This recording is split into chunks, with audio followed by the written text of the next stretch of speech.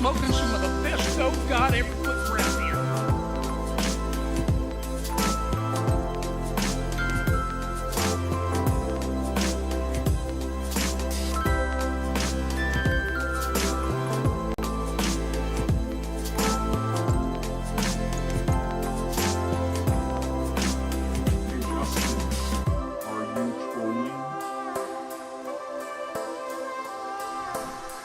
JustinFREAKIN is a formidable voice in the culture.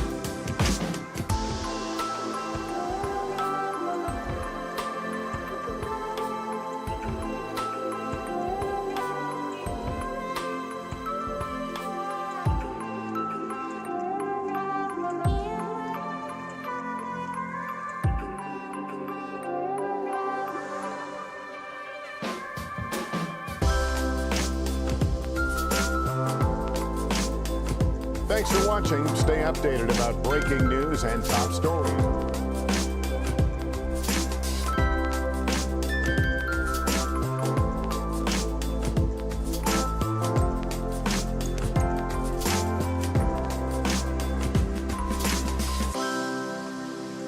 You live in sexual anarchy.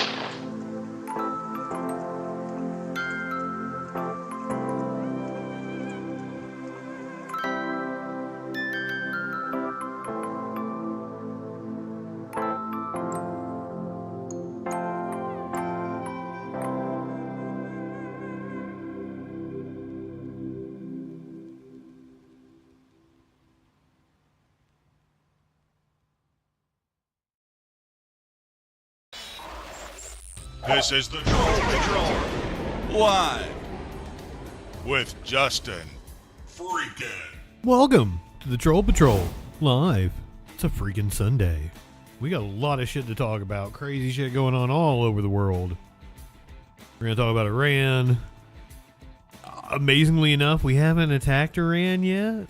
We're going to hear from the Iranian foreign minister. He was on one of the Sunday morning shows today. Mike Huckabee in hot water for his comments over Israel.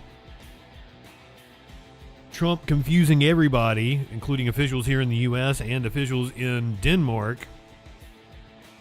as he announces he's going to send a ship to Greenland because people in Greenland are sick and Greenland isn't taking care of them or something. It's a whole ordeal. The former Prince Andrew Mountbottom, now hanging in the Louvre.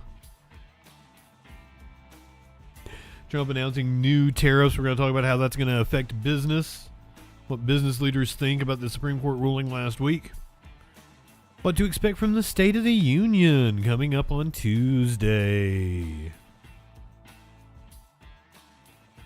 Secret Service killed a man outside of Mar-a-Lago early this morning. We have a shooting in Grand Rapids, Michigan that may spark national outrage. I don't know. It's hard to get national outrage nowadays because we have so many different dystopian things going on. Wild video out of North Carolina where a man attacked his son's accused killer. Got a few good shots in on him. A woman had a kid that died. She wrote a book, a children's book about the trauma in order to help her other kids deal with it. A TV station praised her. She was arrested for murder. And her trial getting ready to begin this week. I'm going to give you the rundown on that one. An 83-year-old woman in North Carolina accused of having a 7-hour standoff with deputies. Sounds like my kind of lady. We're going to hear about a deadly prisoner van crash in Louisiana, I think it was. A dentist was arrested after she performed surgery intoxicated. An 18-year-old was drunk on hand sanitizer when she attacked police officers.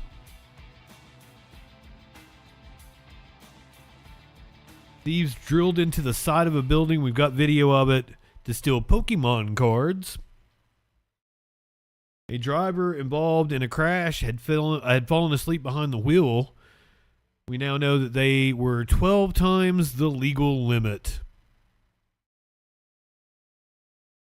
We've also got Eric Dane's final message to his kids, which I'm sure is going to be heartbreaking, especially after we did the tribute last night.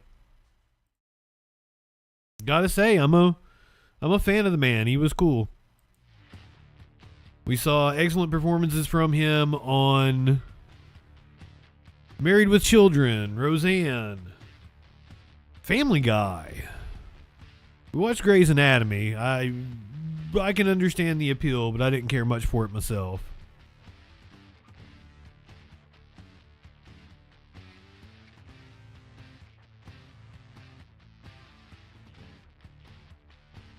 The internet is not dropping, but it's also not exactly performing up to snuff right now. Joe Mack, that's a great question. We're going to find out here in a little bit. Avalon, welcome in. All that and a lot freaking more tonight on the Troll Patrol Live. Good evening. Programming note, I'm not going to be here tomorrow. I'll be here for Live Music Monday, but no news. We're going to have a long night with the State of the Union coming up on Tuesday. Curious and I need to make a trip to the weed store, so take tomorrow night off. Other than Live Music Monday, we're going to watch Live Music Monday. Still spotlighting classic black artists. It's Black History Month. It's going to be Michael Jackson and James Brown tomorrow night. We did Fela Kuti and Kendrick Lamar last week. Michael Jackson and James Brown tomorrow night. The King of Pop and the Godfather of Soul.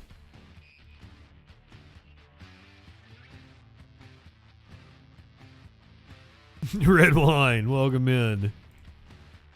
I guess let's get started talking about Iran. We had thought that we would have already attacked Iran by now. The reporting last week was that Trump was ready to decide by the weekend. Now, the rumor is that Iran is threatening to release incriminating evidence from the Epstein files against Trump if he attacks Iran.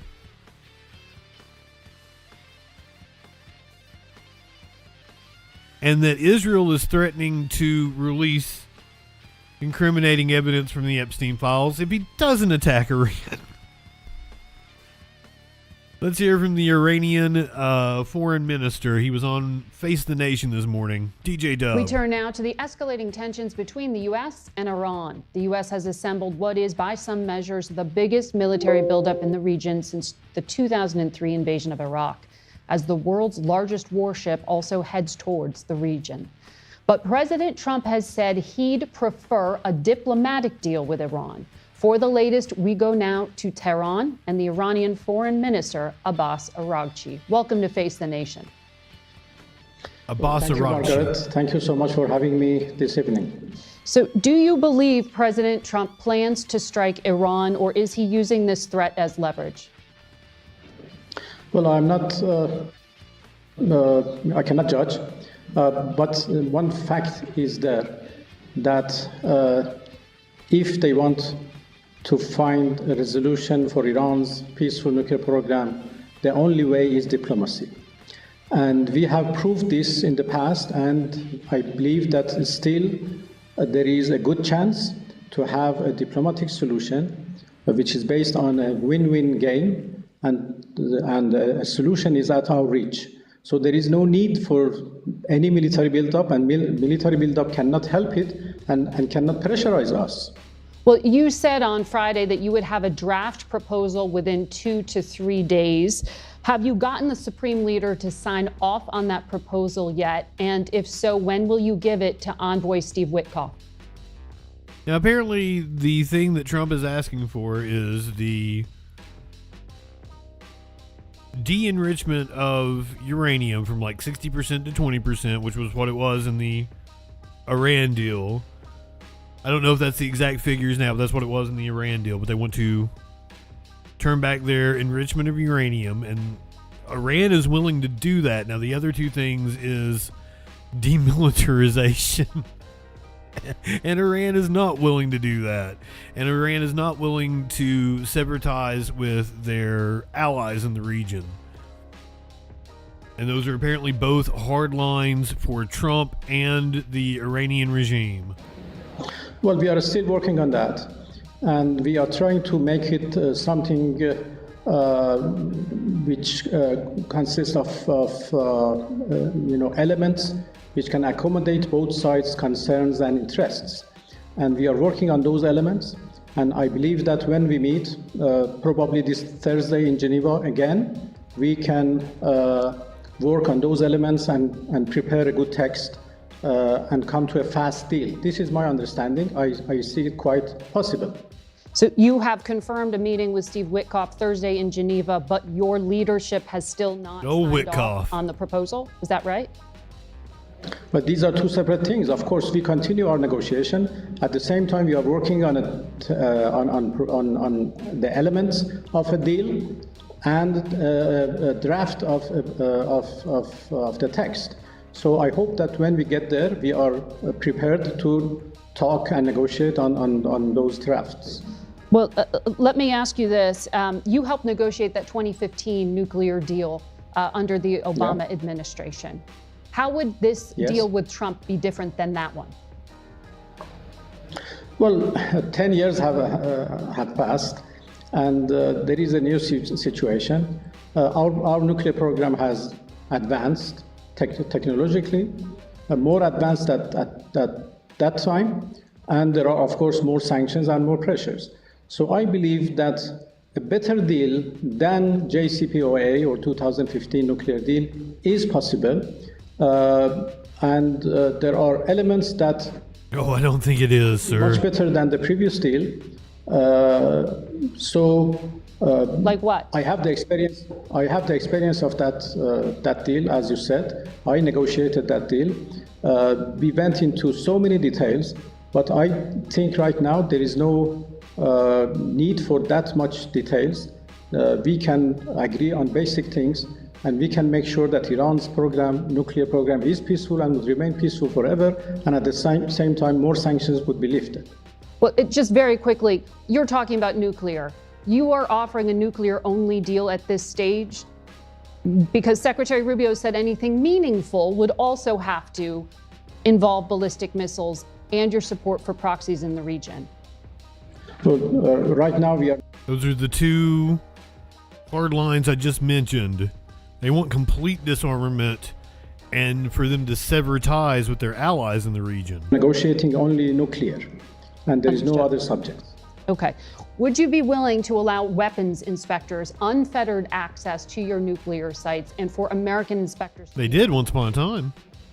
Well, we are a committed member of NPT, Non-Proliferation Treaty, and we have a safeguard agreement with the agency, International Atomic Energy Agency, and we are ready to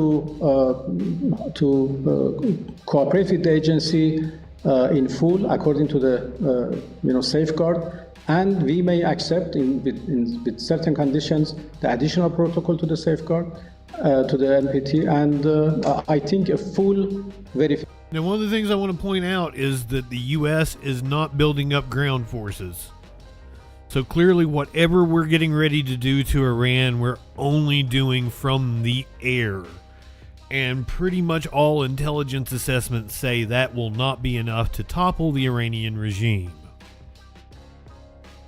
It apparently has multiple overlapping agencies, fail-safes, so that no one person, no one head of state getting taken out can take out the regime. Mechanism, full monitoring mechanism is acceptable and can be in place. Okay, so you continue to say that your nuclear program is peaceful, and you know there are a lot of skeptics around the world, including in the United States Congress. There's pressure on President Trump from within his own party. There were 52 Republican senators, 177 House Republicans who have called on President Trump to demand zero enrichment and full dismantlement of your nuclear program. Why should President Trump consider allowing Iran to have even the smallest bit of enrichment? Well, first of all, enrichment is our right. We are a member of NPT and we have every right to enjoy a peaceful nuclear energy, including enrichment. How we use this right is something related to us only. The enrichment is a sensitive part of our negotiation. The American team know about, they knows our position, we knows their position, and we have already exchanged our concerns. Position. And I think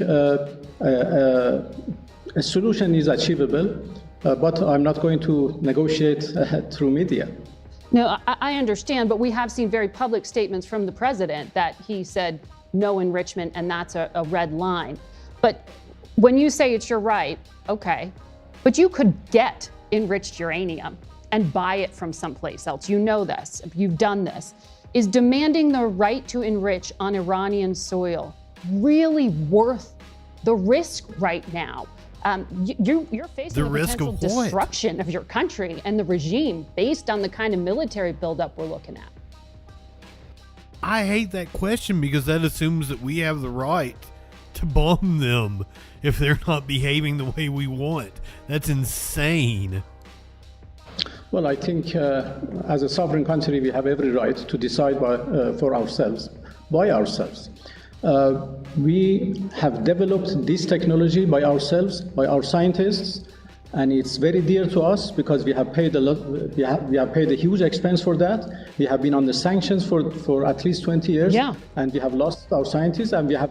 Flash, you're exactly right. A war because of that. So that is now a matter of dignity and pride for Iranians, and we are not going to give it up. There is no legal reason to do that. While everything is peaceful, while everything is safeguarded by the agency, while we had an agreement in the past when we remained fully committed to that, and it was the U.S. who just withdrew with no justification. Yeah. So we are a committed member of NPT. We want to use our right. We want to have our right and to exercise that. But you understand this could be make it or break it for you here. I mean, look, your air defenses were largely demolished by Israel this past summer. They dominate your military.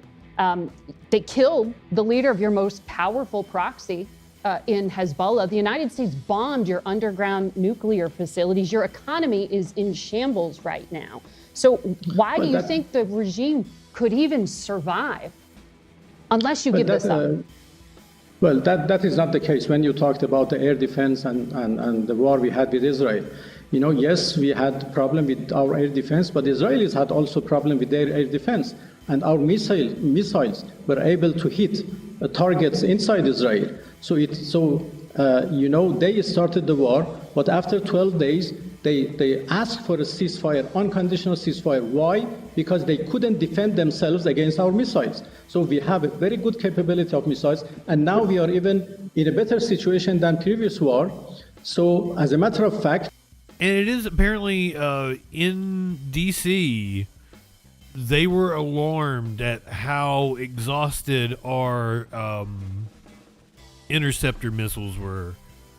That we apparently almost exhausted the entire cache of them, preventing Iran from hitting us last summer. We are in or hitting a base in to Qatar. defend ourselves. We know how to defend ourselves. We did it in 12-day war, and we are fully prepared to repeat that if necessary. Well, respectfully, Israel has air superiority over Iran, but let's talk about what you are saying in terms of your... The U.S. does. Our missiles have also superiority over the space of Israel. They can hit their targets. They hit their targets in a very exact way, and they can do it again. Okay, well, there are 40,000 American personnel in the Middle East right now. In Iran's letter to the UN Security Council, you seem to threaten them because you said America will bear full responsibility. You said you don't want war, but if that's what happens, all bases... She shows this map and like, who looks at this and thinks this is a good thing that we have military bases all over the goddamn world? I mean, we don't look like a bully here? Why do they put their country so close to all our military bases? Facilities and assets of the hostile force in the region will be legitimate targets. Are you saying Iran will hit U.S. bases in the Gulf, or will you also bomb the Gulf countries that are your neighbors? Well, I'm not going to say what we are going to do exactly. Obviously, we defend ourselves. If the U.S. attacks us, then we have every right to defend ourselves. If the U.S. attacks us, that is the act of aggression. What we do in response is the act of self-defense. So, and it is justifiable and legitimate. So our missiles cannot hit the American soil. So obviously, we have to do something else. We have to hit, the Americans' base in the region. That is a fact. I am a diplomat. I'm not supposed to talk about, our military plan. But what can I say is that why we should go for war when there is every possibility for a peaceful solution. Mr. Foreign Minister, I have more questions. Are we the bad? Out of time here. We are going to watch this diplomacy very carefully to see what happens in the coming days. Thank you for joining us.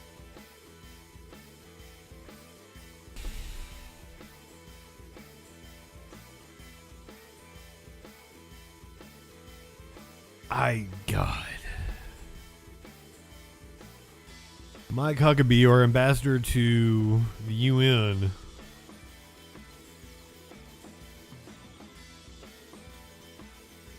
says his comments on Israel and the Middle East were taken out of context. An uproar continued Sunday after the U.S. ambassador to Israel, UN,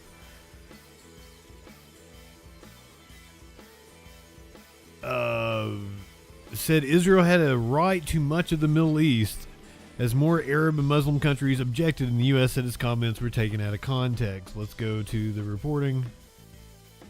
Carla, the war in Gaza began 22 months ago today with the Hamas surprise. That's not technically true, but then again, this is CBS News and Barry Weiss is in charge. Attack on Israel. Today, Prime Minister Benjamin Netanyahu told the Fox News channel Israel intends to take full control of Gaza in order to destroy Hamas. He said administration of Gaza would eventually be turned over to friendly Arab forces. Deborah Patta talked about that and more with the U.S. Ambassador to Israel, Mike Huckabee. Many of the families of hostages do not support an expansion of the war. Tucker is not as potent as he thinks he is, and running in 2028 would absolutely put a stake in his career, I believe. I could be wrong, but I don't think he has the cachet he thinks he has. The takeover of Gaza. In fact, the mother of Nimrod Cohen said this would be a death sentence for the hostages. Surely their voice matters. Families have different views of what should be done, what could be done. When I hear people say, well, the Israeli government, they don't want to end this war, that's absurd. That's utterly false. President Trump has said there's real starvation in Gaza, and he appeared deeply troubled by images of starving children. Oh, I think that there are certainly people suffering in Gaza. It's happening because Hamas has not allowed the food to get to the people who are hungry. We spoke to the World Food Program, and they have not been shown any evidence of this at all. Are you telling me they say that their food has not been looted? No, I'm saying there's no evidence that it's being diverted to Hamas. I'm shocked they would say that. According to the UN, over 1,400 people have been killed trying to get food, nearly 900 near the US-backed Gaza Humanitarian Foundation sites. We've had reports that there have been incidences, so forgive me if I'm a little skeptical when someone says, these people are being killed at the GHF sites. If I would hear that, I assure you we'd be interested in getting the details. At what point is the human suffering in Gaza so great that the US demands that Israel allows free flow of humanitarian aid into Gaza? I think Israel is allowing a very steady flow of food. And you know, here's a question I'd love to ask some of the people who are so critical. We know this. How many countries who are in the middle of a war are expected to feed the enemies who murder? No, I think this is current. Article 55 of the Geneva Convention begs to differ with the ambassador. Israel, as an occupying force, has a duty to bring in food and medical supplies for Gaza's civilian population. Okay, Deborah Patta, thank you. Why didn't you say something to him when you had him there? Absolute ghouls. I'm going to try to explain to you what's going on in Greenland, but I don't know that anybody really knows.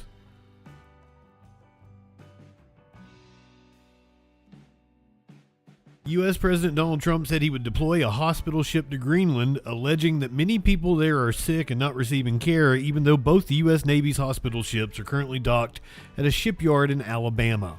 Trump's announcement prompted a defense on Sunday of Denmark and Greenland's healthcare system from their leaders, and it was the latest point of friction with the American leader who has frequently talked about seizing the massive Arctic territory. It's a no thank you from here, said Greenlandic Prime Minister Jens Frederik Nielsen. Trump's social media post about a hospital ship came after Denmark's military said its Arctic command forces on Saturday evacuated a crew member of the U.S. submarine off the coast of Greenland for an urgent medical treatment. The Danish Joint Arctic Command on its Facebook page said the crew member was evacuated some 7 nautical miles off Nuuk, the capital of the vast ice-covered territory, and transferred to a hospital in the city. The crew member was retrieved by a Danish Seahawk helicopter that had been deployed on the inspection ship. Trump, in a post on his Truth Social platform on Saturday night, referred to his special envoy for Greenland and said, working with the fantastic governor of Louisiana, Jeff Landry, and we are going to send a great hospital boat to Greenland to take care of the many people who are sick and not being taken care of. It's on the way. Nielsen said it wasn't necessary. We have a public health care system where treatment is free for citizens. That is a deliberate choice and a fundamental part of our society. That is not how it works in the U.S., where it costs money to see a doctor. He added in a note of exasperation that Greenland is always open to dialogue and cooperation, but please talk to us instead of just making more or less random statements on social media.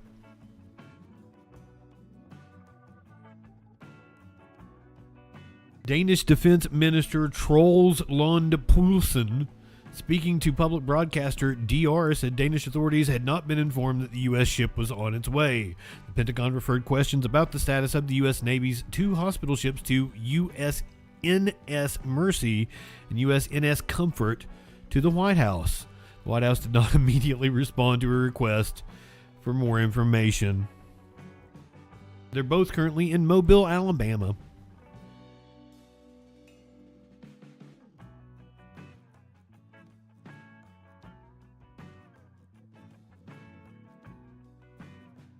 I have no idea what's going on, Flash.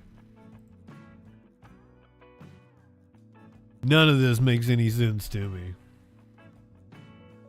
But we have a new picture hanging in the Louvre. Activists went into the Louvre and hung this picture of former Prince Andrew.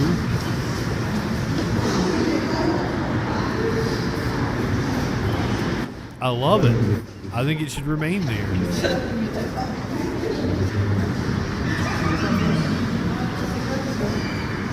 This is the Louvre in Paris, France.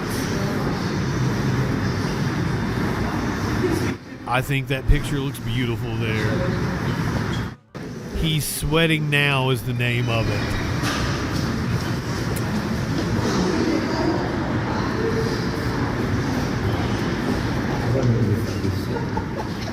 Of course, a reference to the fact that he said it couldn't have been him that Virginia Giuffre named because she said he was sweating profusely and he couldn't sweat. Despite the fact that there are multiple pictures of him that show him sweating. He says specifically at that time in his life he couldn't sweat because he served in the British Royal Forces or whatever and he was shot at in Afghanistan, I think it was. 1011, welcome in.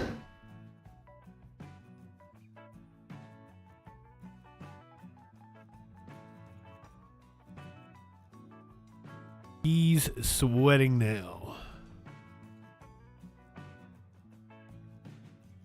We covered the press conference that Trump gave on Friday where he said, no, I think he was in it when we invaded Afghanistan. I think he was part of the forces that went then, right? Or am I getting mixed up?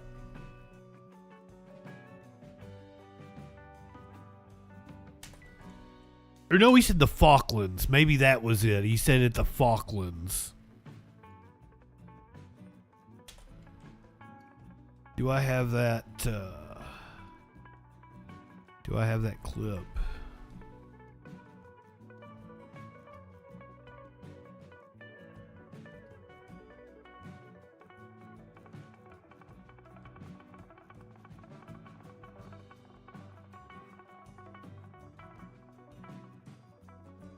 This is it here.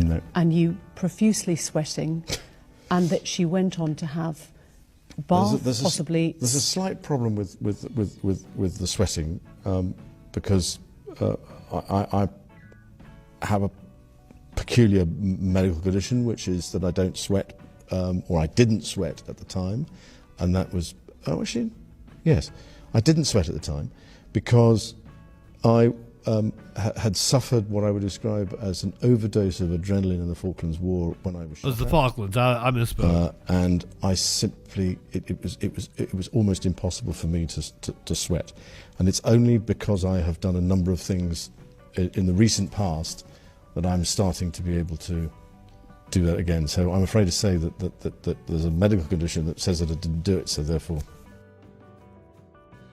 That is the biggest bunch of bullshit I've ever heard in my life.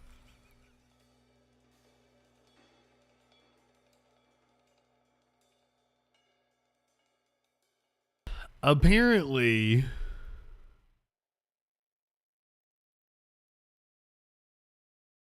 U.S. forces could have been involved in this. I don't think we know exactly. The Mexican army took out a wanted cartel leader.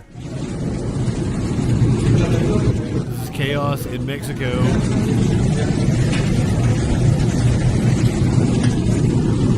The Jalisco New Generation cartel leader was taken out this morning.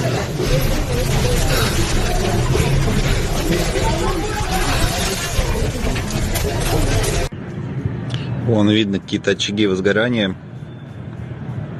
Но первое началось вон там оттуда, с гор где-то. Прям повалил густой дым такой. Здесь все еще валит дым. Хлопки какие-то ебашат, что-то они там, видимо, взрывают. Вон вижу еще новый дым появился. Откуда это? Прям с Маликона, что ли? Хуй знает. А, вон еще. Man, what a beautiful view this dude has. Ну, что-то, короче, какие-то, видимо, разборки картеля.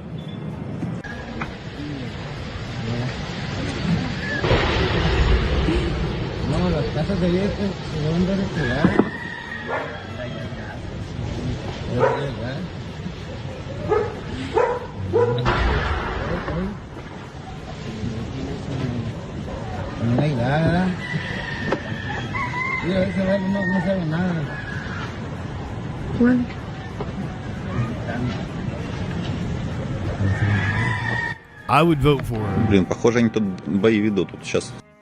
You can't just declare yourself. Curious's grandkid has declared herself president. She said she's going to eliminate borders, hunger, and what? Homelessness. So I'm all for her. Oh, I can't. I gotta come off.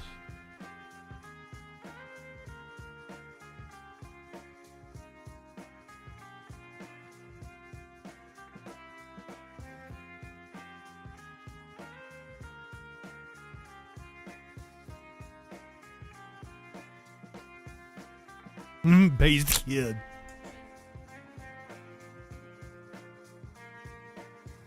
She's super smart. She's probably too smart for her own good, honestly. What is 7? She's cunning, Curious says.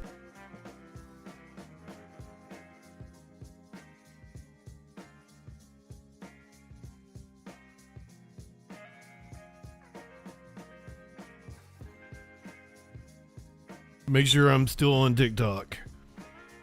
Yep, we're still live. Первое началось вон там оттуда, с гор где-то.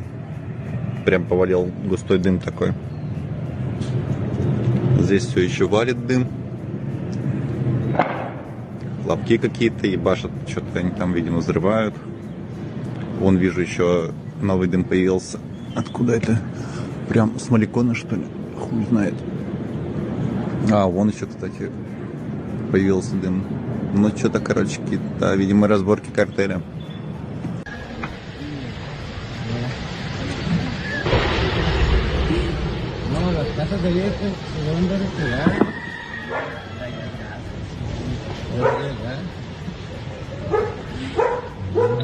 I think that it was something about an airport. I'm getting ready. I haven't read the story to everybody yet, but I think this is the airport where this happened.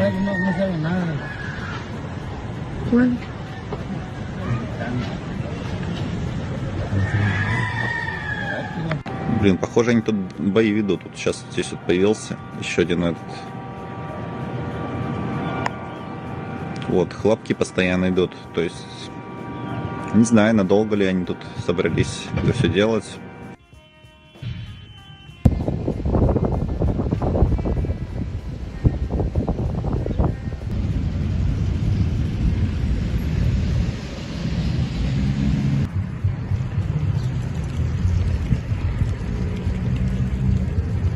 Seriously, what a gorgeous area.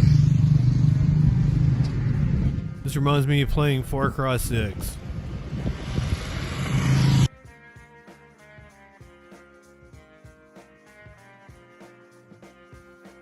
This gorgeous tropical area with burned vehicles everywhere. The Mexican army killed the leader of the Jalisco New Generation cartel, Nemesio Ruben Osguera Cervantes, or El Mincho. It decapitated what had become Mexico's most powerful cartel and giving the government its biggest prize yet to show the Trump administration its efforts. Osguera Cervantes was wounded in an operation to capture him on Sunday in Tapalpa, Jalisco, about 2-hour drive southwest of Guadalajara, and he died while being flown to Mexico City. The state is the base of the cartel, known for trafficking huge quantities of fentanyl and other drugs to the United States.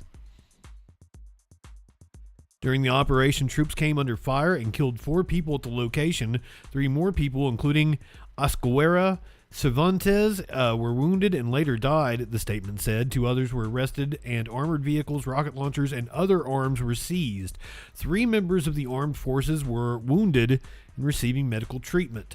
The killing of the powerful drug lord set off several hours of roadblocks with burning vehicles in Jalisco and other states. Such tactics are commonly used by the cartels to block military operations. Jalisco canceled school in the state for Monday. Videos circulating on social media show plumes of smoke billowing over the tourist city of Puerto Vallarta in Jalisco, and people sprinting through the airport of the state's capital in panic. On Sunday afternoon, Air Canada announced it was suspending flights to Puerto Vallarta due to the ongoing security situation, and advised customers not to go to their airport. In Guadalajara, the state capital, burning vehicles blocked roads. Mexico's second largest city is scheduled to host matches during the summer's Soccer World Cup. Jalisco. Julie, welcome in. Thank you for the resub. Good to have you.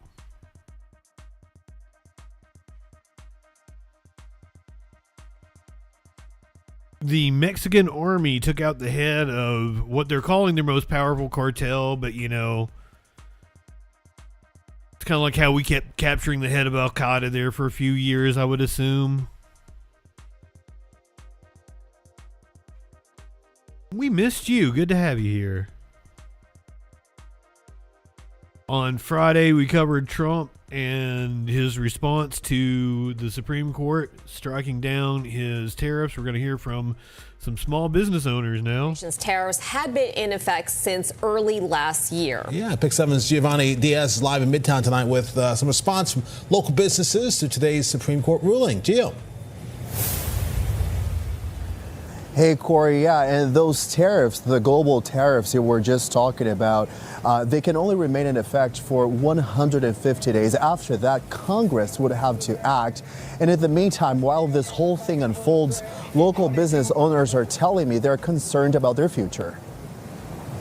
We have had to raise prices on tools. Most of the items sold at this woodworking shop in Park Slope, Brooklyn, come from Japan. So the owner says tariffs hit him hard. The shipping company let us know that there was an extra amount of money that they covered for us, but we had no capital at that point to pay an extra $2,000. And so I wound up putting it on a credit card, and I'm still paying that off. Since early 2025, President Donald Trump has imposed the extra taxes on imports from our biggest trade partners.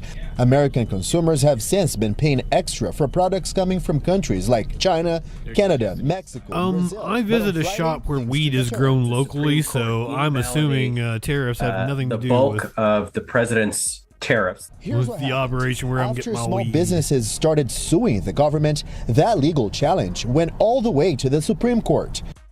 Oh, Julie, I have to lean off camera. I'm on TikTok.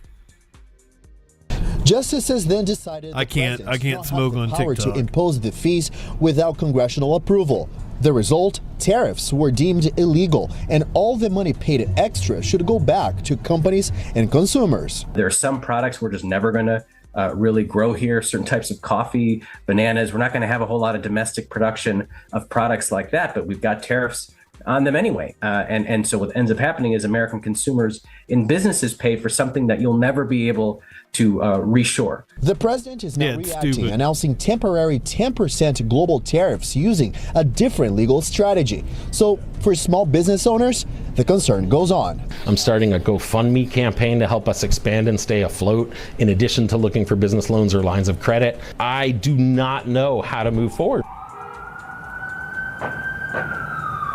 Thanks, Trump. A lot of concern tonight, and here's the thing. A study. Hey, bro, you're a reporter. I just heard 2 gunshots and police sirens. Turn your camera. What is going on beside you? I did just hear gunshots, right? Like, just as soon as they cut back to the reporter. Oh, how to move forward. A lot of concern tonight, and here's the thing. A study conducted by Congress found out that last year American families spent on average $1,002. Bro, news is happening right next to you. Tariffs. Again, the Supreme Court said that that money needs to go back to the consumers and companies, but so far the White House has not announced how they're going to do that. Reporting live in Midtown tonight, I'm Giovanni Diaz, Big 11 News. Corey, Shirley. We'll see what happens. Okay, thank you, Gio, for that live report. Why didn't you ask him what the gunshots and the cop cars were rushing to? My God, I think you dropped the ball on that one. That's what the Troll Patrol would have done. We would have been following the cop cars. We would have gone towards the shooting. Then again, he was in downtown Manhattan. It was just like a daily occurrence where, it's gunshots. That's not true in New York, actually. There, you don't hear a lot of gunshots in New York.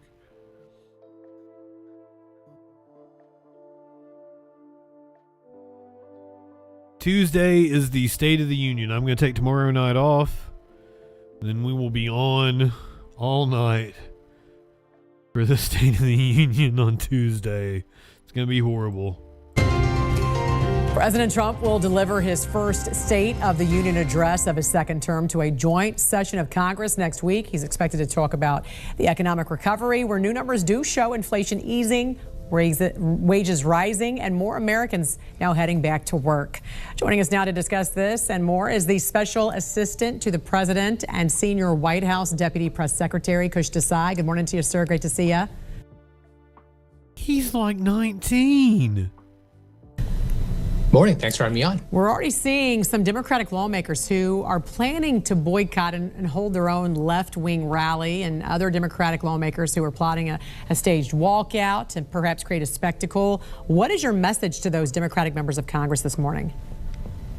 It's not particularly surprising that Democrats are going to boycott and not listen to what the president's address. I think we're going to hear a lot about what the president has done over the past year to deliver real economic relief for the American people. You just saw in the last couple of weeks a slew of new economic data, from the Dow Jones Industrial Average hitting 50,000 to inflation cooling to a jobs report showing 170,000 private sector jobs being added. So it's no surprise that Democrats don't want to hear this good news and don't want to hear about what the president continues to focus on doing to deliver even more relief for the American people. We know the economy is going to be a central theme, as you mentioned. The numbers tell the story. We're looking at 2.4% year-over-year CPI, down from the 3% rate the administration inherited, while private sector wages are outpacing inflation at this point by nearly $1,400 annually. So what's driving that turnaround, and how significant is this moment, Kush, for working families? Sure. Look, it absolutely is significant. I mean, again, you pointed out how real wages for the past year are up $1,400. That means roughly half of the $3,000 or so in real wages that Americans lost during the Biden era has been recouped in record time here in just 1 year. Obviously, that means there's still much more work to go, but we're very confident that as the president's policies continue taking effect, as our rapid deregulation, as our historic tax cuts, as our most favored nation drug pricing deals continue taking effect, we're going to see even further relief for the American people. And we're going to see that last $1,600 that Americans lost during Biden be recouped, and then beyond that. Also, too, we are seeing this huge fall of energy prices. I mean, we're seeing year-over-year energy costs coming down. Gas is down tremendously, 7.5%. This is all despite a spike, as we know, in natural gas. I think demand is down for gas, isn't it? January we just had really across the country. So how much of this is policy versus global market forces? It's almost entirely driven by policy. Look, the president had a very clear campaign pledge to drill, baby, drill. And that's what this administration has focused on doing since day one, when the president signed a slew of executive orders to slash regulations and slash burdensome red tape that the previous Biden administration had put in place on the oil and gas and coal industries. Come on, the fact that we produced more oil and natural gas under Biden than we did in the history of the country. See natural gas and oil production hit all I don't think that's a good thing, but that's the truth. Are indicative of how this agenda is really is shoring up energy affordability for American families and businesses. Yeah, and on the jobs front, we did see January blew past expectations, went up with 172,000 new private sector jobs. Unemployment also ticked down to 4.3%. So we've got 42,000 fewer government jobs. And yet, prime age labor force participation right now at its highest level since 2001. So this is really... I'm old enough to remember when 100K jobs was not something to brag about. You know, the kind of labor market restructuring the president envisioned, you know, growing the private sector while shrinking Washington and draining the swamp. The administration is calling this a golden age. What should Americans be watching next to reassure them that this momentum is here to stay? And I thought they had to revise that number down, too. Absolutely. Look, you mentioned very clearly that this is about our focus is on private sector job growth. That is real. That is sustainable job growth that can actually can lead to real long-term economic growth. Yeah, they had to revise that down by 40,000. God damn. Administration, for instance, was focused on kind of juking the stats by adding government jobs to instead of relying on real private sector growth. And I think what should encourage Americans looking forward is the trillions in investments that the president has secured from foreign countries. And it's better than expected because we were expecting flat job growth because it had been flat for 2025. So it's a weird way to spin this. From industry leaders, from, you know, chip makers like TSMC to automakers all around the world to pharmaceutical companies. And as those investments materialize, which was what we're seeing in the data, you saw robust specialty construction job growth, meaning new factories that are being built and coming on the line.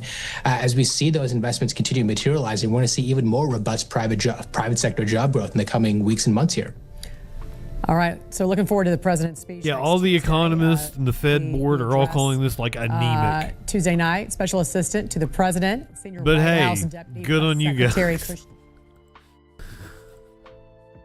We had 100,000 jobs in January.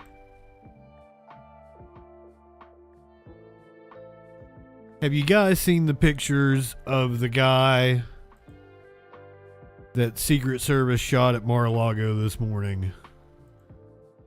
Gonna go out on a limb and say also a right-winger. Looks like a right-winger.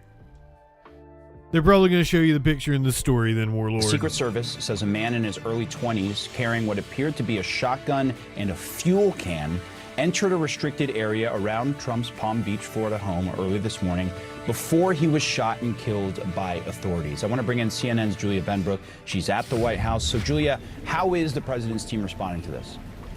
Yeah, the most important thing to note here is that President Donald Trump and First Lady Melania Trump, they were here at the White House at the time of this incident, but they travel often to their Mar-a-Lago estate. In fact, the president has been there almost every weekend in recent weeks. During a press briefing that took place earlier today, the Palm Beach County Sheriff Rick Bradshaw, standing with representatives from the FBI and Secret Service, he detailed what they know now. He said that a man around 1:30 in the morning made it into the perimeter at Mar-a-Lago, and that a deputy and 2 Secret Service agents on the detail went to investigate. Take a listen. Parkour. They confronted a white male that was carrying a gas can and a shotgun. He was ordered to drop those 2 pieces of equipment that he had. What's the alternative reason, Flash? At which time he put down the gas can, raised the shotgun to a shooting position. At that point in time, the deputy and the 2 Secret Service agents fired their weapons and neutralized the threat. He is deceased at the scene. Authorities have said that this man was in his early 20s and from North Carolina. He was reported missing recently by a family member. Now, the sheriff did say that his deputies are always wearing body cameras, and so we could see some of that footage in the future there. But the FBI is the lead agency on this. They will be responsible for handling any questions going forward. And we did hear from FBI Director Kash Patel a little while ago. He posted on social media. Oh, I can totally believe that this guy meant no harm and Secret Service shot him. The only thing about that was it happened at like 1:30 in the morning, Flash. You're not sketching a golf course at 1:30 in the morning. Also had been reported missing. So we're gonna have to wait.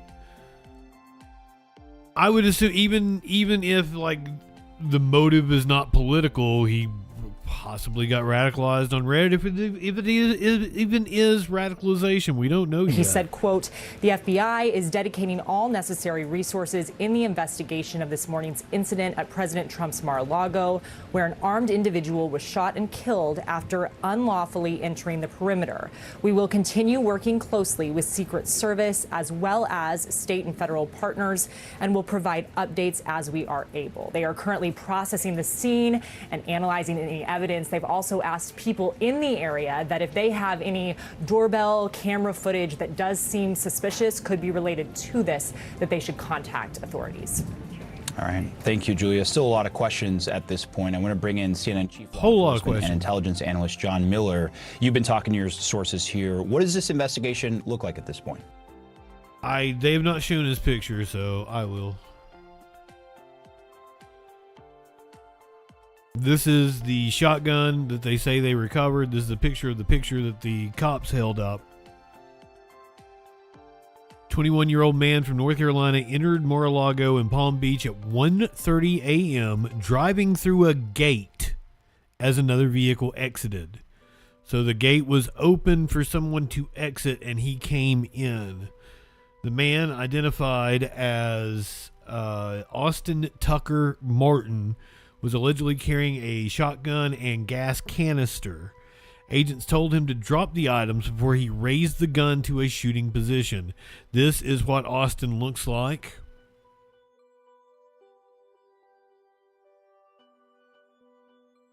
Typical nondescript kid from North Carolina. Donald and Melania Trump were in Washington at the time of the incident.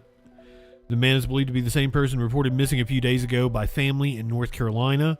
His cousin said they come from a family of avid Trump supporters.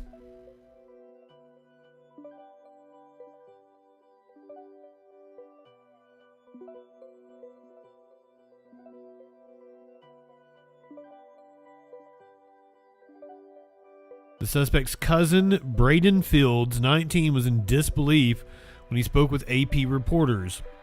He said Austin Tucker Martin, who was alleged to have carried a shotgun into Donald Trump's Mar-a-Lago estate before being shot dead by Secret Service agents, came from a family of the president's political supporters. We are big Trump supporters, all of us, everybody. But Martin, 21, didn't discuss politics and was real quiet, never really talked about anything. He's a good kid, Field said, adding that Martin sent part of every paycheck from his job to a local golf course charity. I wouldn't believe he would do something like this. It's mind-blowing. He wouldn't even hurt an ant. He wouldn't even hurt an ant, not an aunt. He doesn't even know how to use a gun.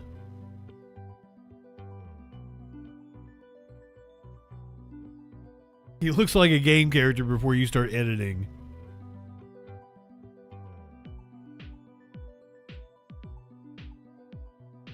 U.S. Attorney General says he's been speaking with Donald Trump about the intrusion and shooting at Mar-a-Lago. Grateful that POTUS and our law enforcement agents are safe, Pam Bondi posted on X. Meanwhile, FBI Director Kash Patel, who was at the Olympics, I don't even think he's in the U.S. right now. He lied and said he was going to some sort of security conference and then got caught on camera with, was it the U.S. hockey team?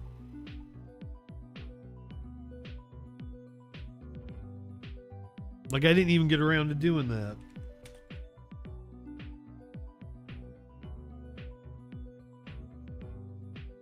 He has apparently lied again.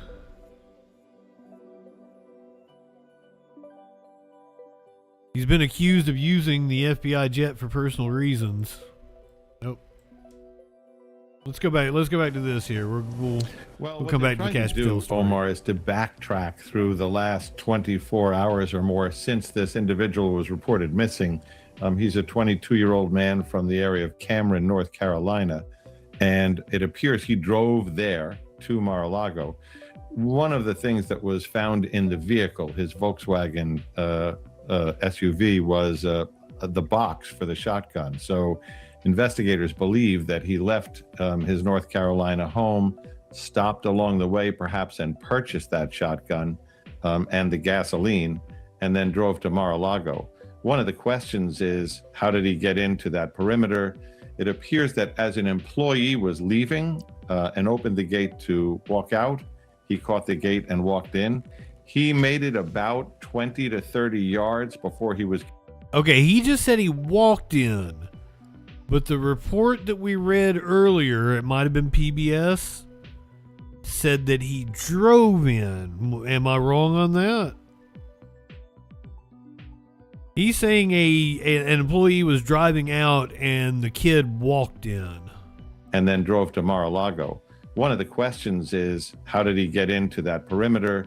It appears that as an employee was leaving and opened the gate to walk out, he caught the gate and walked in. He made it about 20 to 30 yards before he was confronted in that perimeter by 2 Secret Service agents and a deputy Palm Beach County sheriff.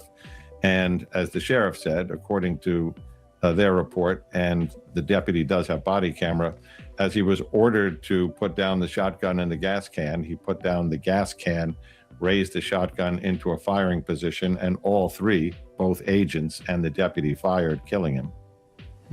Do we know if the shotgun was loaded? I mean, obviously pointing a weapon at law enforcement, it prompts the reaction that they had here.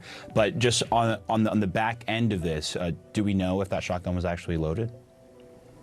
You know, it's a good question, Omar, because as you point out, there's no way that those law enforcement officers would have known by seeing the shotgun whether it was loaded when it was pointed at them. But the question goes directly to, what was his intent of going into that perimeter?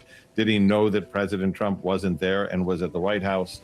Was his specific intent suicide by cop, which we've seen in a number of these incidences where people cause the police because of their own depression, mental health issues, whatever it is, to take their lives.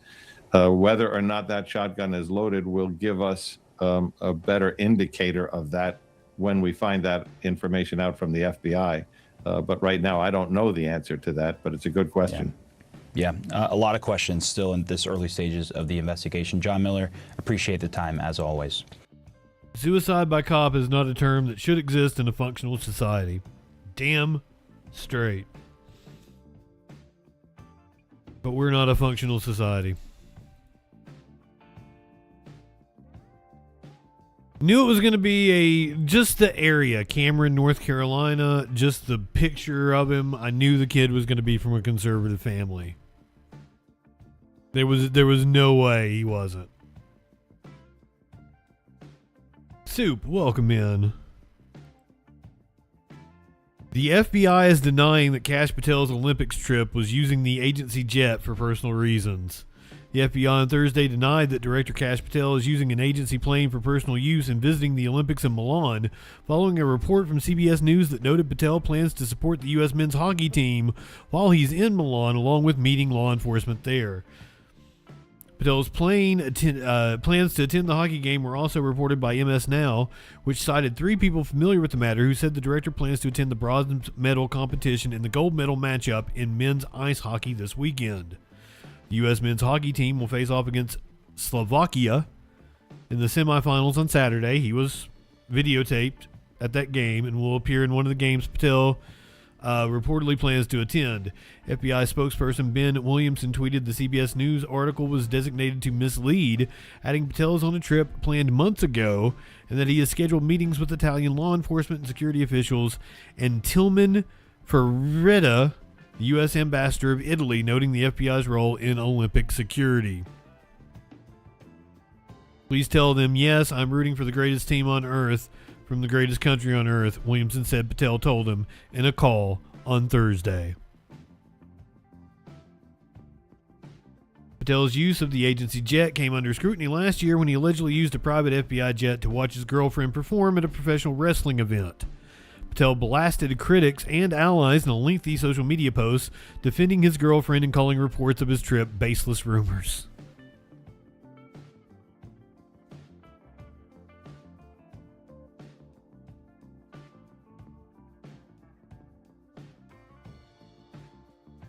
I have no idea about the Olympics. A dog ran out somewhere or something.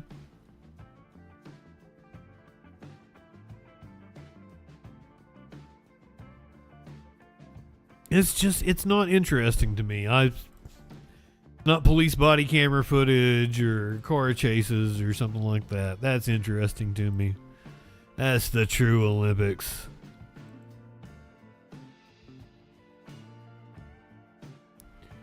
We're getting into the crime section now. I know it was a slow transition between politics and the crime section.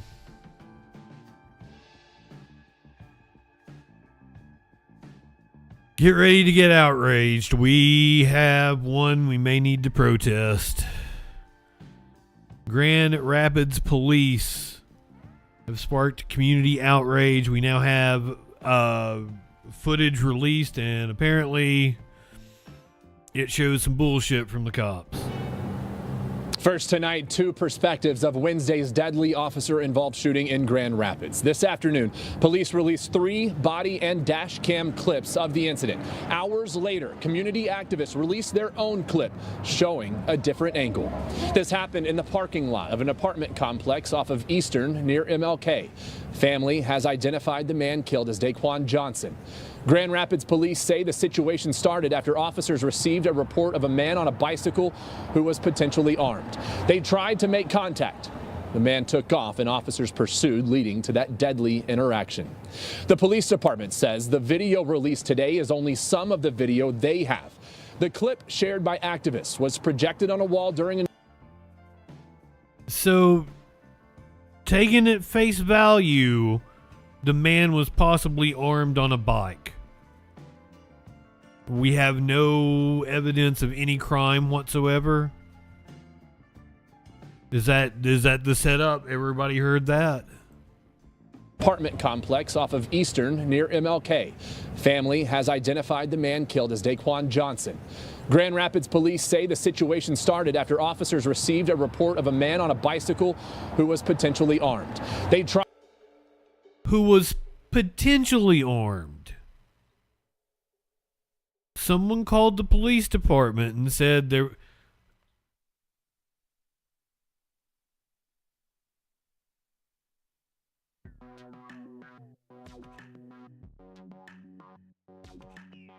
It's your right to be armed if you want. Even if you're riding a bicycle, you can be armed. This is America. That's not a crime in any way. Tried to make contact. The man took off and officers pursued, leading to that deadly interaction. The police department says the video released today is only some of the video they have. The clip shared by activists was projected on a wall during a news conference after a vigil and a march and demonstration. We have not independently verified that video, but we are going to show both clips now. We do want to warn you, some viewers may find the content disturbing. Both videos show the final moments of an interaction between Johnson and 2 officers. We freeze the side-by-side before any shots are fired, but you can see in both versions there is a struggle. These videos exist online. Let's now walk through the narrative from both sides, starting with Grand Rapids police. Chief Eric Winstrom said today he believes the incident started as an officer-initiated call. Once in the parking lot, officers deployed a police canine to try and take down the man in a non-lethal manner. But the struggle continued. You hear one officer say he's got a gun, and shortly after, shots are fired. Police say the man... Am I wrong? Am I wrong? Having a gun, not a crime. Not a crime, I guess, unless you're black. And was taken to the hospital and declared dead Thursday morning. A handgun was recovered from the scene. The officers involved are on administrative leave per department protocol, and Michigan State Police is investigating. Now, in the video released by activists, you can see Johnson on the ground with the canine and officers above him. There is a struggle happening. Those who shared the video say this one shows what really happened. This looks like a straight up execution. The man is down. A dog is biting him. The cops are on top of him. They've got a gun pointed at his head. He seems to be no threat, and I still have not heard a single crime articulated. We need accountability, full accountability, not only for the officers, but for their leadership, because their leadership Grand Rapids, Michigan, this community and told this community a false narrative of what took place. What are you seeing in that video? What I'm seeing is a young man being executed by a police officer. That's what I see. I saw somebody laying on their stomach with a dog on their back and two police I haven't watched Majority Report in forever. And then I watched them shoot my son 4 times. I don't have time. Speaking after that video was shared to the public, she says she hasn't been able to see her son, that the video shared by GRPD wasn't shared with her first, and that she hopes those officers are held accountable. I do pray that the 2 men that stood over my son back look me in my eye and tell me why they shot my son. I want justice for Daquan, Trey, Johnson. Okay? And I'm going to get justice. Because this, we can't let ride. That's right. If we let this ride, y'all might as well just get rid of y'all whole court system, period. Before that video was released, there was a march and vigil at the site where this shooting happened. The crowd chanting and voicing support for Daquan and his family. Now, as state police investigate this officer-involved shooting, we wanted to walk you through GRPD's use of force policy. Grand Rapids reporter Matt Whitghost joins us now to explain. And Matt, there are important changes that have been made over the last few years, dating back and really calling back to the Patrick Lyoya officer-involved shooting. You are correct, Josh. I know when the Patrick Lyoya shooting happened, I know Chief Eric Winstrom did look at the use of force policy. When he was looking at that use of force policy, he was really looking at adding the addition of sanctity of life into that. We took a look at that protocol to understand exactly what officers are following when out in the field. According to the policy, the department's highest priority is the sanctity of human life. However, officers may use deadly force when the officer has a reasonable belief that there is an imminent danger of death or serious bodily harm to the officer or to another person. The policy also says a verbal warning shall be given prior to the use of deadly force when feasible, something Chief Winstrom addressed Thursday. You hear the back and forth with the officers. The one officer's yelling, "Show me your hands, show me your hands." It's the other one that says, "He's got a gun, he's got a gun." He then says, "He's got his hand on a gun." He says, "Yes." The reason I included that final video is because I thought it was important. But moments after that shooting, then that third video that you heard was the shooting officer saying, "I saw the..." Wait a minute. So you asked him if he had a gun, and he said yes. Never brandished it or anything. What the fuck? How is this even a thing? How are we even here right now? The department's highest priority is the sanctity of human life. However, officers may use deadly force when the officer has a reasonable belief that there is an imminent danger of death or serious bodily harm to the officer or to another person. The policy also says a verbal warning shall be given prior to the use of deadly force when feasible, something Chief Winstrom addressed Thursday. You hear the back and forth with the officers. The one officer's yelling, "Show me your hands, show me your hands." It's the other one that says, "He's got got a gun, he's got a gun. He then says he's got his hand on a gun. He says yes. The reason I included that final video was because I thought it was important. But oh, he's got a hand on his gun. That shooting, then that third video that you heard was the shooting officer saying, I saw the barrel pointed right at me. A lot of questions we've heard stem from how this all started. That's impossible. How it escalated. I also asked GRPD Chief Winstrom about the initial circumstances Thursday afternoon. What was the call initially to where you would want to stop this person? Yeah, I would like to find out, and that's I'm sure going to be when the officers are in here tomorrow morning or the next morning to give their full statement. They're going to describe it, but it doesn't seem to be a 911 call. It seems to be an officer-initiated call. So they either observed this individual giving indications that this individual was armed with a weapon, or like I said, it could be an anonymous complaint or things like that. We get that all the time. Maybe it was in some establishment and someone called. I think so. That was their response to it earlier. Positive, and I won't be till the next 24 hours probably. Fox 17 spoke to retired Michigan State Police detective and law professor Louis Langham. He shared some initial insight with us after the video was released by police. Even if the call came in 911 or it didn't, the police obviously had reasonable suspicion based upon the information. The person riding a bicycle with a gun or what have you. That's the important thing. Is suspicion of what? Was the shooting itself actually justified based upon Mr. Johnson's actions? Because if you're fighting off a dog, you don't have time to grab a weapon if you have one, because you're fighting off the animal. You're fighting off the canine. So it should have been, under most circumstances, it works out just the opposite.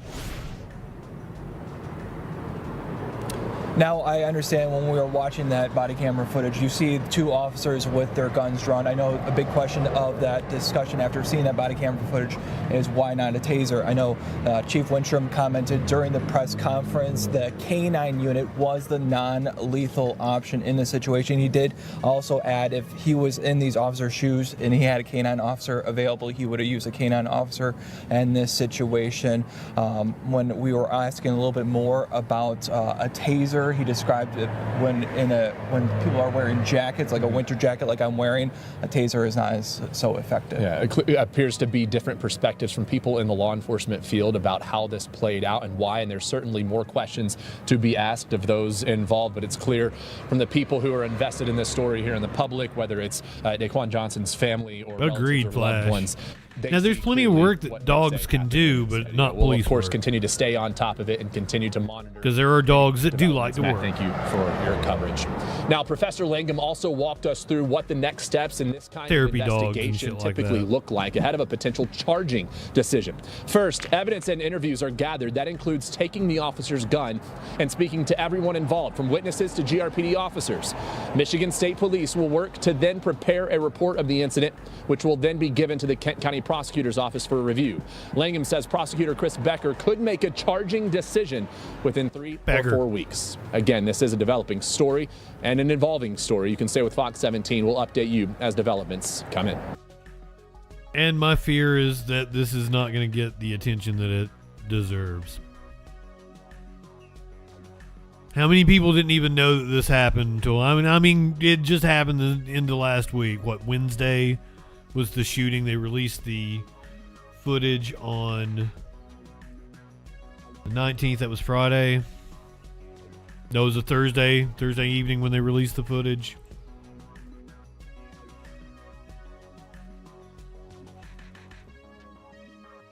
It's just going to fly under the radar, isn't it?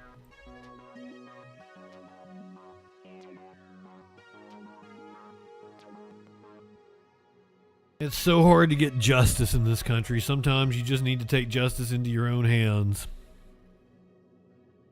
It happened in North Carolina. A man in Mecklenburg County, this is Charlotte, attacked a man accused of killing his son outside of the courtroom. County courthouse, all caught on camera. A man accused of murder was attacked ahead of the hearing that was supposed to happen. So now the family of the murdered victim is reacting. Queen City News reporter David Schumann shows us how the emotions of the victim's father allegedly motivated exactly what happened today. The family of Jamarie Dixon asks, what would you do if you came face to face? Ooh, he almost got him with that kick. Son? He was so This is what his close. father, Shaheem Snipe, did. So the emotions got the best of him, and he did what he had to do as a father. Any father would have did the same thing. Jamaria Dixon was 16 last spring when police say Marion McKnight shot and killed him. McKnight is charged with first-degree murder, as well as the attempted murder of 2 others who were shot. How is he free? Like, this is a wound that would never ever close because my nephew was 16 years old, and he should still be here with us. McKnight was released on $100,000 bond, something the family says never should have happened. That release led to an encounter at the Mecklenburg County Courthouse before a hearing Thursday. Jamaria's mother, Lynette Dixon, missed the fight but saw. Yeah, how in the world do you get released on $100,000 bond with a murder and 2 attempted murder charges? That's absurd. Bond, something the family says never should have happened. That release led to an encounter at the Mecklenburg County Courthouse before a hearing Thursday. Jamaria's mother, Lynette Dixon, missed the fight but saw the video. My face smiled. I smiled. That was the first time that I've had a real smile since my son I smiled.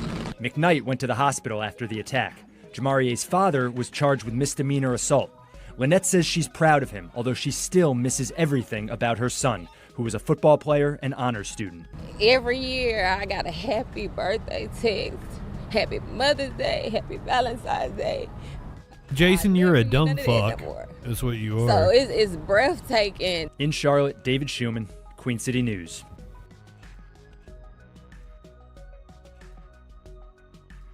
Misdemeanor assault. I'm sure he'll take that.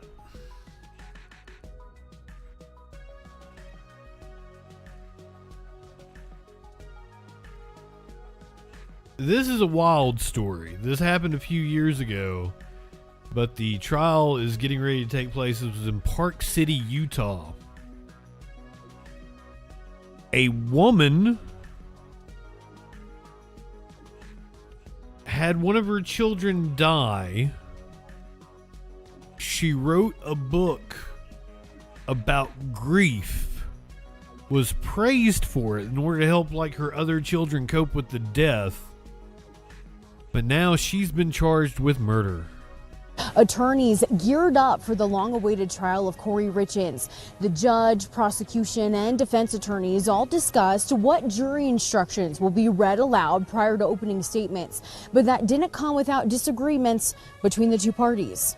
The jury will be made up of 8 primary jurors and 4 alternates. The defense made 2 objections. It claimed the state wanted to instruct the jury that Richins' children are safe and in the custody of a family member. It says this hurts Richins' right to due process and makes it sound like she's done something to lose custody of her kids before any evidence is presented. The defense doesn't want to mention status of the children. It also wants to remove the judge, saying none of these charges subject the defendant to the death penalty because the jury is not supposed to consider punishment. The judge will take these objections into consideration before Monday morning. The judge also required both parties send each other a copy of any materials they will use during their opening statements to avoid any objections. The prosecution gave a rough outline of some of the witnesses, which will start with Richins' family members, go into the night of the alleged murder, and into the crime scene, where the jury will hear from first responders and those who collected evidence. Richins' lawyer saying in a statement that Corey has waited 3 years. They didn't really do a good job of running down what had happened.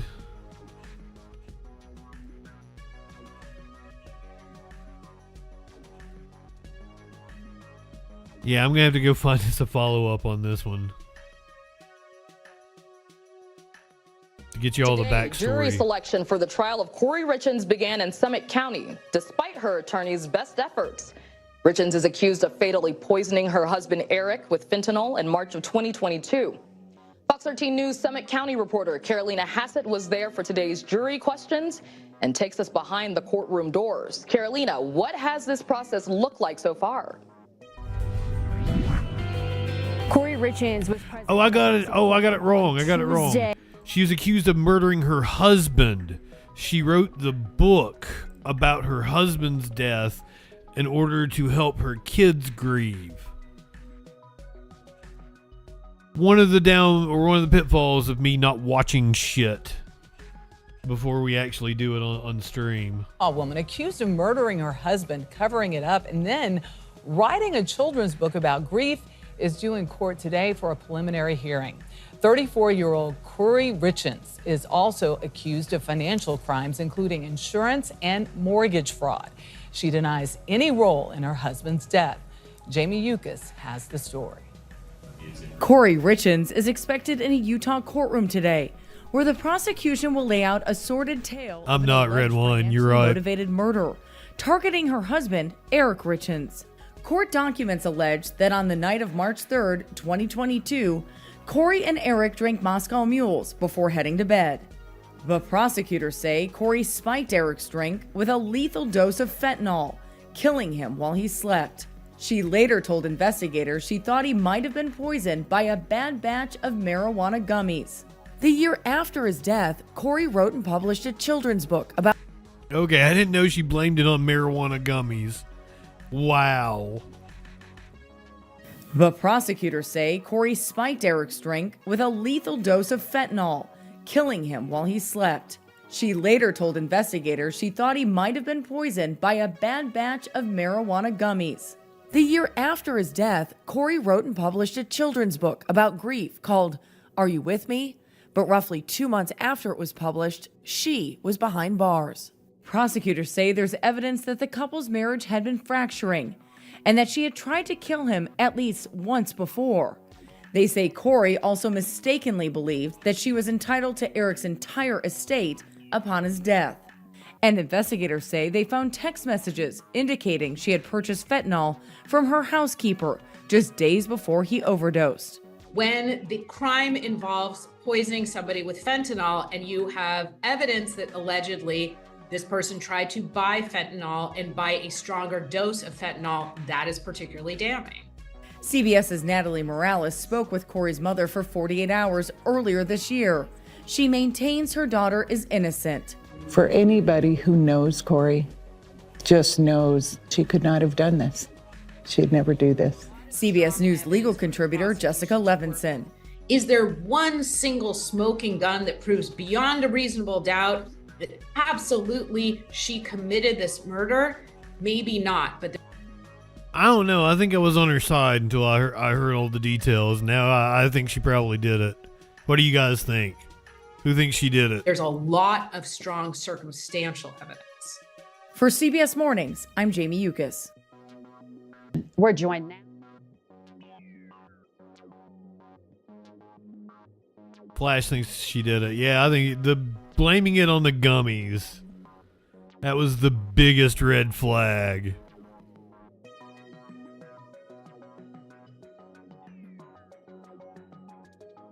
Oh, we got a bad batch of marijuana gummies. For real? The Jones thinks he can fix her. I mean, I can't hold it against you, my friend. I've had a lot worse I've featured on the show that I thought I could fix.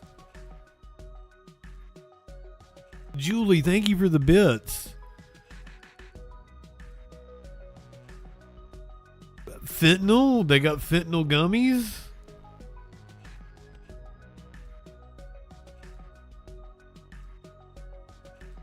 The Jones, this one might be this lady might be more my type.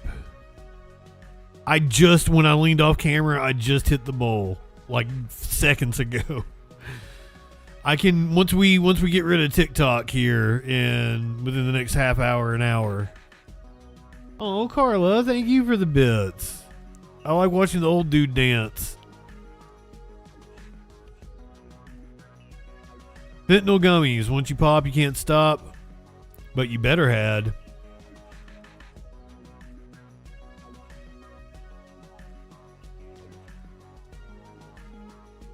This lady might be more my type.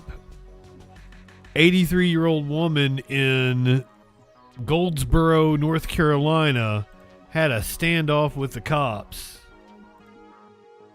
Also this morning, an 83-year-old woman is in custody after a 6.5-hour standoff with Wayne County deputies. SWAT had to be called in to this house on East Evans Road in Goldsboro when the woman who's accused of pointing a gun at deputies would not surrender.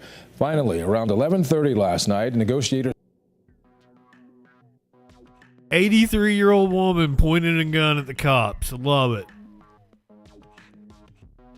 Morning, an 83-year-old woman is in custody after a 6.5-hour standoff with Wayne.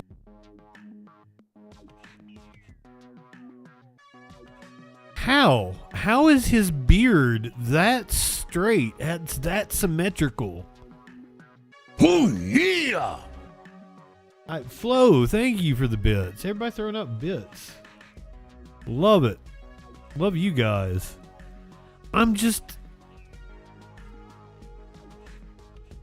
It looks like they put a bowl on his head and then shaved around his... It is perfect. It's a perfectly straight line.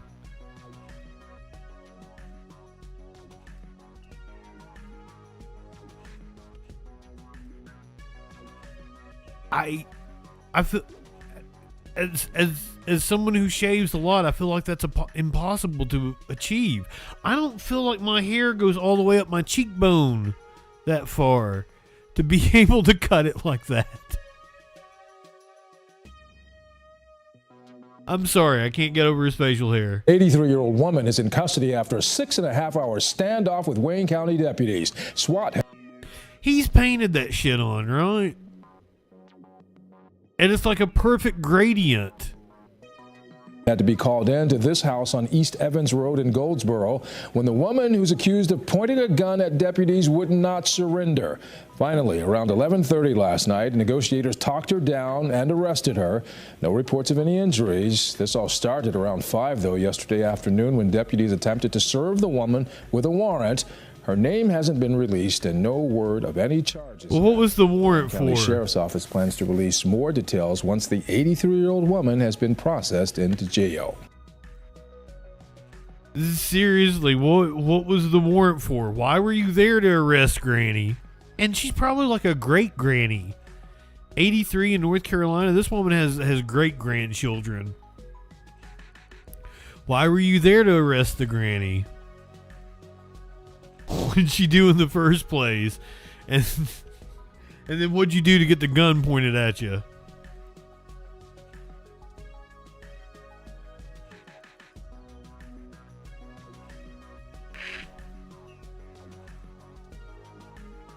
When I was the news director in Pikeville, Kentucky,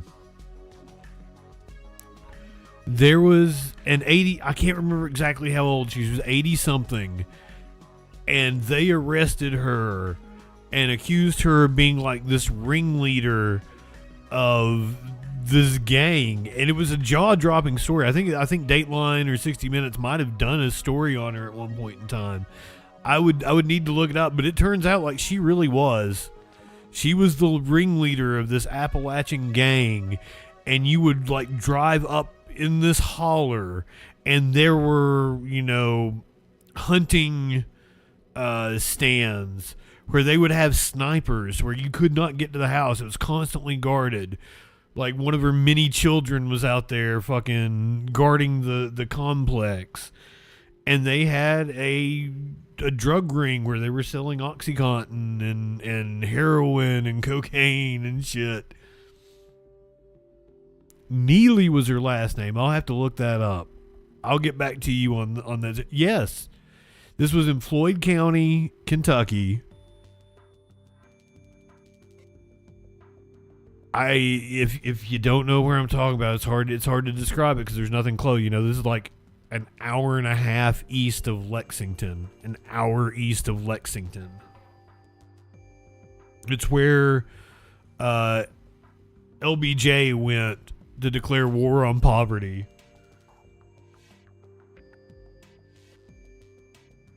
I will look up that story, though. I'll have to find that.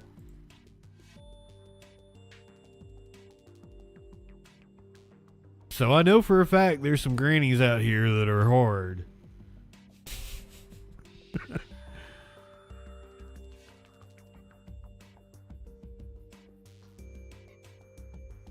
We're going to Mississippi, where there was a horrific crash involving a prisoner van. We've got dash cam footage and eyewitness testimony. This happened last week in Not telling me where. It's not telling me what part of Mississippi.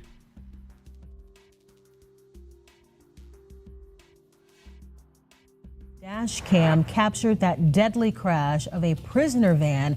He is speaking out for the first time. Video shows the terrifying moment. The van slams into another vehicle on I-10 in Mississippi, then careens off the interstate and erupts in flames.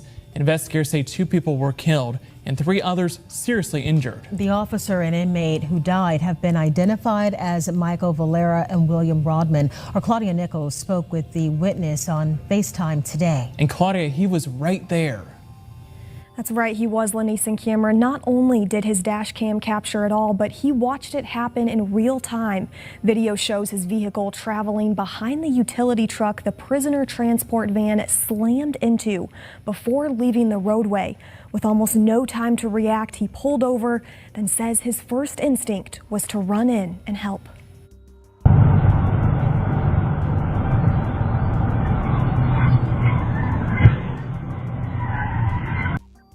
Was the utility truck just in his blind side? Not paying attention? That's really, he just came right over on him. Van slammed into before leaving the roadway. With almost no time to react, he blind pulled side, over blind spot. And says his first instinct was to run in and help.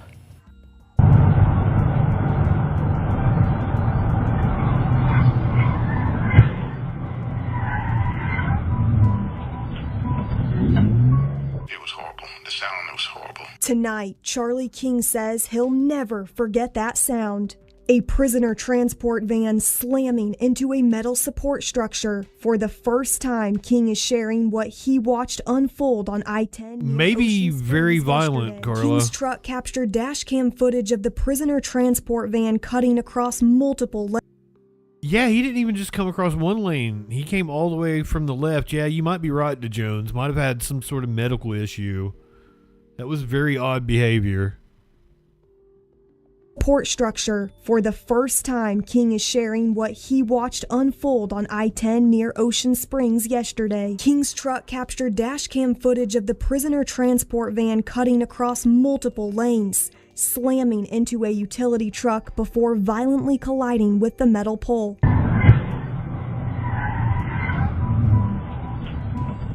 Mississippi Highway Patrol says an inmate and officer were killed. Yeah, that might have just been a YouTube thing, Carla. Or, you know, protecting viewers or whatever. It could be like they didn't want to get demonetized on YouTube. That might be something that Twitch would take me down for. Into a metal support structure. If it was that violent looking. For the first time, King is sharing what he watched unfold on I-10 near Ocean Springs yesterday. King's truck captured dash cam footage of the prisoner transport van cutting across multiple lanes, slamming into a utility truck before violently colliding with the metal pole. Mad props to the driver of that utility truck, though. Mississippi Highway Patrol says an inmate and officer were killed. 3 others were seriously injured. Great driving to life-flighted to the hospital. Keep it under control. Hit that upright pole and heard the loud. Yeah, he almost saved it. It had to be bad because the vehicle disintegrated. Investigators say the van was on it eventually tips over, and that just had nothing he could do. Pick up an inmate from Harrison County. King says he was heading to Baton Rouge to visit family when his dash cam recorded the deadly crash. With more than 20 years of military service, he says instinct took over. He had to stop and help. I didn't know it was that bad until I got out of my truck and ran back there. So I had to come back and get my fire extinguisher. The fire started out small, but by the time I got back, it was too far gone to put out with fire extinguishers. King also took these photos. Orange flames. An officer and an inmate were killed. I don't know if there's anybody else on the transport. Officials say the inmates were handcuffed with waist chains and shackles. Yeah, they're saying inmates. It's multiple inmates, and I would assume there's more than one cop. Small, but by the time I got back, it was too far gone to put out with fire extinguishers. King also took these photos. Orange flames swallowing the van as first responders rushed in. Officials say the inmates were handcuffed with waist chains and shackles held in a closed compartment in the back of the van. Responders had to cut a hole in the side of the van to get them out. They got no handcuffs. That didn't register at the time, but I found out later after reading the story there were prisoners inside of the van. King also says he's a retired mechanic and noticed the transport van was putting out an excessive amount of exhaust, and he wonders if something was wrong with the engine before the crash. Oh.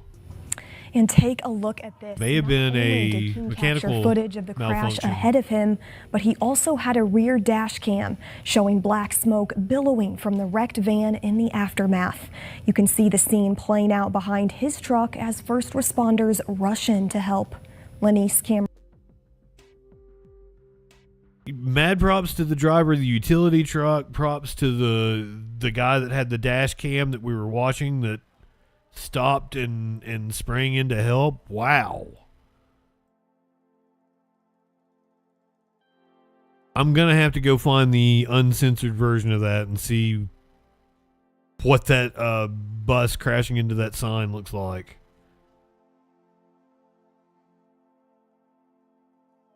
It might split that bus in two. Yeah, I feel real bad for the inmates in that situation.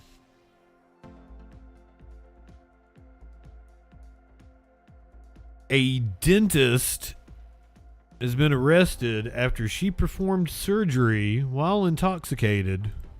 24 Plano dentist accused of operating on a child while intoxicated says she wasn't. Good evening, I'm Steve Eager. I'm Heather Hayes. We're also hearing from the pediatric dentist office in Sherman about why they called police on the dentist. Fox 4's Lori Brown in studio with the developments. Lori. Heather, the pediatric dentist office says the Plano dentist was booked through a temp agency and it is a registered assistant who noticed physical signs that concerned her. Wait, you can get a dentist through a temp agency?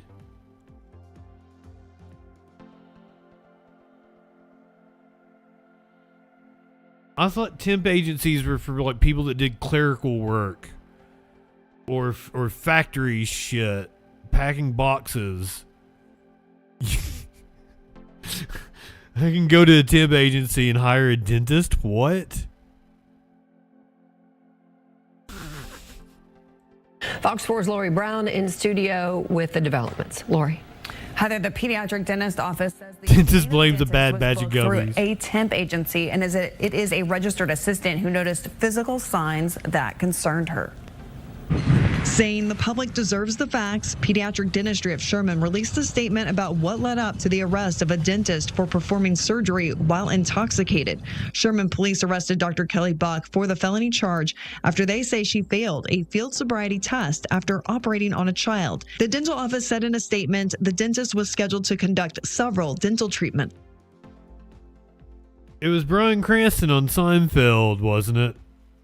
Where he's like doing surgery. He's like, one for you, one for me. Doing the laughing gas. During the first dental treatment, the registered assistant noticed that the dentist did not seem to be herself. While the dentist had only been in the practice on a few occasions, the assistant noticed a couple of physical symptoms that appeared different than the last time she was in the practice. The assistant brought her concerns to the office manager. The office manager had a conversation with the dentist who stated that she was perfectly fine. To eliminate any doubt, she instructed the team not to call the dentist into any additional operative appointments or hygiene exams.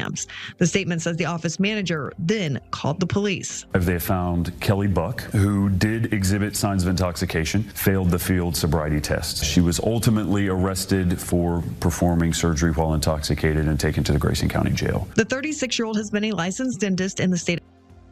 Okay, well, did you do a blood test on her? And what did it say? Of Texas since 2016. She does not have any disciplinary actions on her record. Sherman police took a blood sample as part of the investigation. Thursday, her attorney released a statement saying, "We feel confident the blood results will show there were no drugs or alcohol in her system. We look forward to clearing her name and hopefully allowing her to move past this unfortunate business and go back to living her normal life." Police argue a child's life was put at risk. Very serious, especially if you were the patient or the victim in this case, and for the whole practice. Woman could have just been having a bad day. She could have been in a bad mood or something from the details that we have, and she got accused of being intoxicated. This as well. So we're thankful that we were notified and were able to prevent a dangerous situation from continuing. Buck was released after posting $10,000 bond. If convicted, she faces up to 2 years in prison. Pediatric Dentistry of Sherman said that they are deeply saddened and troubled over this and concerned that it negatively impacted a valued patient. Steve and Heather. All right, Lori Brown in studio. Thank you. Putting children's lives at risk is the pig's job, so they were angry. She was encroaching on their territory.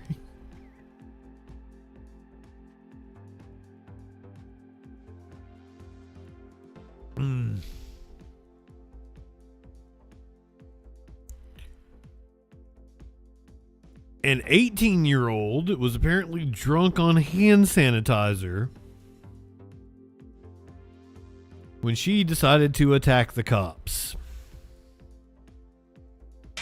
Police say an 18-year-old drunk on hand sanitizer attacked one of their officers. The entire incident caught on body cam. Everywhere at 5, Aria Janelle with the video you have to see. Oh yeah, I definitely want to see it. This body camera is chaotic. Take a look. Canton police say that's 18-year-old Jade Kane getting placed into the back of a cruiser. But that's only part of this bizarre story that involves hand sanitizer and an officer allegedly getting hit in the head. I don't know if she punched me, kicked me, or what, but... Let's go back to Monday night. According to police, this all started when they were called to 3rd Street for a domestic issue. Officers say this isn't the first run-in with Kane and the family who lives at that house. We already established this last time. Eventually, the 18-year-old comes outside. She starts arguing with her boyfriend and his family. Officers try to figure out what exactly is going on. What's your issue? Jade.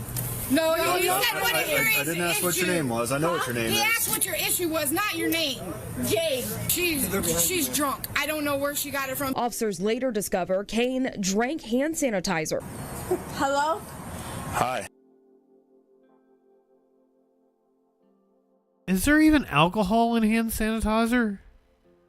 Can you get drunk on hand? I figured like you poison yourself and throw up. I know what your name is. That's what your issue was, not your name. Jade. She's drunk. I don't know where she got it from. Also, I feel really weird about this. This is not something that we should be watching. I mean, I'm going to keep watching it. But like the news should have never covered this in the first place. It's just like a domestic incident involving a young lady. She's only 18 years old. You don't need to be putting her on blast on television. This is horrible. Officers later discover Kane drank hand sanitizer. Hello? Hi. According to Poison Control, hand sanitizer is as potent as 120 proof liquor. In extreme cases, it can cause seizures and even put someone in a coma. So, here, just come here. Unlock the car for me. Okay. Obviously, come on. Knock it off. As officers tried to de-escalate the situation by separating the family and Kane, she refused to follow them, flopping to the ground in protest. You can hear the frustration in the officer's voice. Up we go. This is where things take a turn. Kane says her shoe comes off. She then hits the officer with her hand. Oh, my shoe came off. Great. You got it. Kane was arrested and taken to the Stark County Jail. All right, she can go to jail for assault on peace, officer. Once there, she doesn't calm down, according to police. Bullshit. In her holding room, police say Kane slipped out of her handcuffs and punched out a window. Already facing an assaulting an officer charge, police added vandalism to her rap sheet. Come on, I want my boo. Kane's bond has been set I want my boo. $50,000. Her next court date is next Tuesday. For 19 News, I'm Aria Janelle.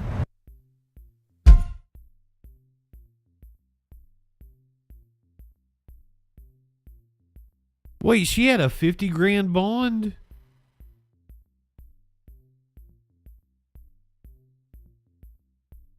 That's half of what the murderer got earlier. Murder and 2 attempted murder charges, and he was out on 100 grand.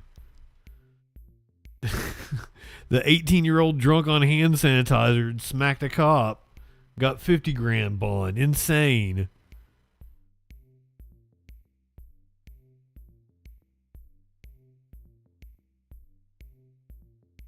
I don't even know how there could be $20,000 worth of Pokemon cards, but apparently these fuckers are worth a lot. Thieves broke into Is it a store? I guess it's a store. Stole a bunch of Pokemon cards. In Anaheim for the 3 people who broke into a collectible store to steal tens of thousands of dollars worth of Pokemon cards. The burglars got into the store by first breaking into the business next door. Eyewitness News reporter Amy Powell live with more of that surveillance video. So they broke into the building next door and then like tunneled, drilled through the wall to get into this one? Eyewitness News reporter Amy Powell live with more of that surveillance video and what the store owner is saying tonight. Amy. I feel like that's the plot of a movie. And Mark, the surge in thefts of Pokemon cards here in Southern California and across the country is cause for alarm for business owners. In this latest instance, the business owner had security in place, but even with that, he wasn't surprised when thieves broke into his business. Security cameras capturing thieves smashing display cases with sledgehammers and stealing Pokemon cards from an Orange County shop. 3 male suspects seen breaking into the Anaheim business around 3 in the morning on Tuesday, snatching hundreds of the highly sought-after trading cards Very in smart. less than 10 minutes. They broke that one. A burglar alarm going off, alerting the owner of Dewey Collectibles at his home.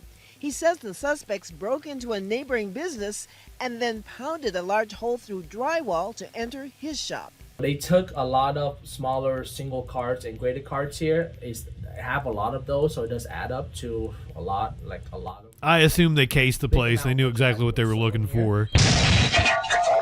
In January, police responding to a burglar alarm at a Simi Valley shop. Okay, Fuzzy Simba, I heard he sold one for millions, but I also heard like he had one that he bought for millions and is worthless now, right? Or was that a different kind of card, not a Pokemon? Surveillance cameras rolling as several thieves broke glass cases and snatched items. No suspects were located, but officers found signs of forced entry. The owner says the thieves made off. Oh, that was an NFT, okay. $100,000 worth of cards. Collectors and investors paying thousands of dollars and even millions for high-value trading cards. Social media star Logan Paul selling a rare Pokemon card for a record-setting $16.5 million. The crime spree affecting cities across the nation. Masked thieves seen on video stealing merchandise from a Pokemon store in New York. Dewey Collectibles has several surveillance cameras and has taken steps to increase security. But the owner says he isn't surprised that his shop was targeted. We cannot sleep well at night because sooner or later we're going to get break-in. So it's happened to be on Tuesday. The owner of Dewey Collectibles You know what? estimates his loss Just have your store open 24/7. and that's not counting the damage to his shop. Reporting live, Amy Powell, ABC 7 Eyewitness News. The search is on.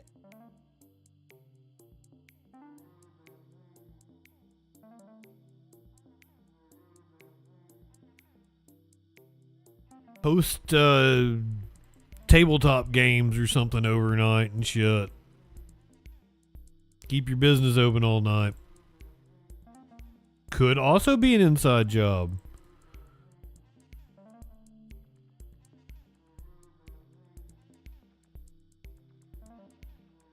Can't ever rule that out. So we're going to the University of Iowa. A fraternity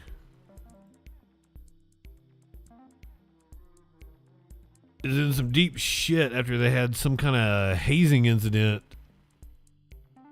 at the university. We now have video of it. It says body cam video, so I don't know if this is when the cops came and broke it all up. And a viral video is putting a new spotlight on hazing. The University of Iowa had previously released still images of what officers found during a 2024 alleged hazing incident at Alpha Delta Phi fraternity. Now the university is releasing the body cam. What is going on here? What am I watching? during a 2024 alleged tasing incident at Alpha Delta Phi fraternity. Now the university is releasing the body cam video. ABC's Andrew Dimbert's here with more on that. Andrew, what's the latest here? Why is this going viral now? Yeah, so the incident is from 2024, but video of it is now going viral. Over 50 million views in just a couple of days since being posted to X. It's body cam footage from officers. If they're just being forced to, why are they throwing up on themselves? University of Iowa. Police and firefighters were initially responding to a fire alarm when they discovered this. A crowd of shirtless men, presumably pledges, young men in the process of joining a fraternity, some covered in ketchup and alcohol, some blindfolded. Officers say they found 56 pledges in 2 dark rooms during a sweep of the house. Almost immediately, those officers suspected hazing, with one heard saying, "Looks like we have quite a bit of hazing." The footage shows police trying to determine what was happening and asking if anyone needed medical attention or if anyone was there against their will. Pledges responded in almost unison that no one was there against their will. And then they were rather uncooperative. Officers searched the fraternity house asking to speak to someone in charge, but no one really took the lead. One young man did see. Well, I mean, once they tell you that they're not there against their will and that nobody needs any medical attention, I don't think it's illegal to have 56 shirtless dudes with ketchup and blindfolds and shit.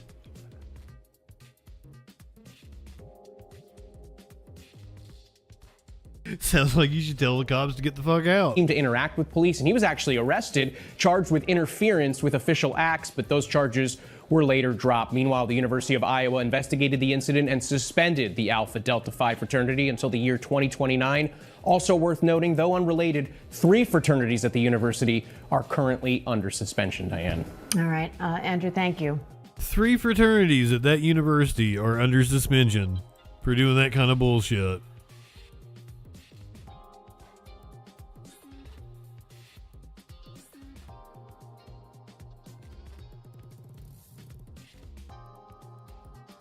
I've never heard of anyone being 12 times over the legal limit, but apparently that's a thing that you can be, because we now have a instance of it out of Denver.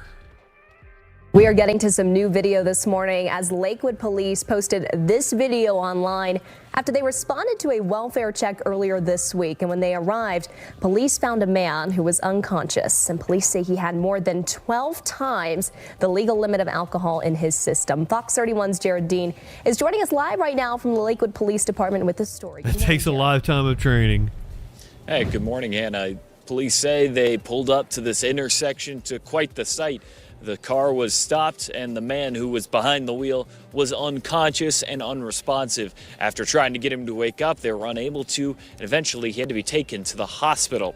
Police say it all took place on 20th and Wandsworth here in Lakewood. And from there, the driver was taken to the hospital, and after being examined, his blood alcohol content was measured at 0.636, about 12 times higher than the limit for driving while ably impaired. The driver was treated and taken to jail. He is facing his 3rd DUI. According to Colorado law, he will be losing his license for 2 years, thousands of dollars in fines, and jail time. This comes If he had 2 other DUIs, how did he have a 3 strikes rule? Right in the middle of Colorado State Patrol's 21-day DUI enforcement period, teaming up with more than... Yeah, did not even crash his vehicle, just fell asleep at the stoplight. 12 times over the legal limit. Apparently didn't even alert people with their driving until they fell asleep at a stoplight. 70 law enforcement offices across the state to crack down on drunk drivers. Colorado law enforcement made 473 arrests in the same enforcement period last year. There have already been 18 deaths on Colorado roads this year, 7 of which involved impairment. Now, with this arrest and increased enforcement this month, the police are reminding you to stay safe on the roads and always plan a sober ride home. Live. It's called state-dependent learning. Fox 31. Thank you, Jared. If you drive drunk enough, you will eventually become better at it than when you're sober.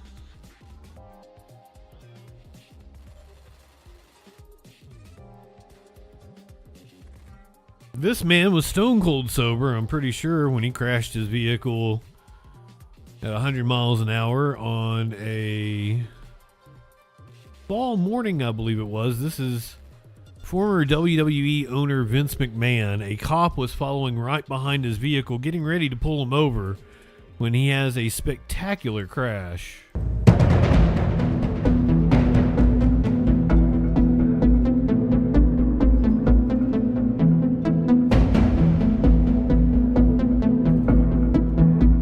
That was in July. So that's McMahon's Bentley.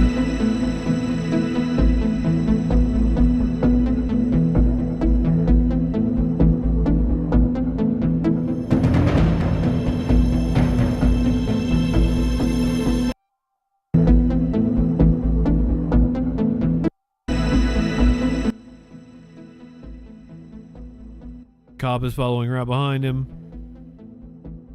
Attempts to pass, looks like a Miata. Catches the back end of it. The cop says he was doing about 80. Vince says he got up to 115. This is the Merrick Parkway. I think it runs through Connecticut, New Jersey.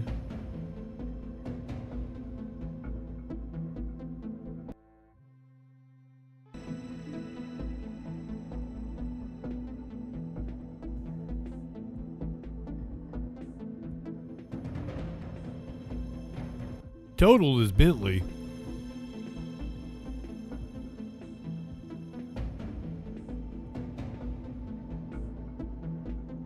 Once again, this was a cop that was getting ready to pull him over and just didn't have the chance to pull him over yet.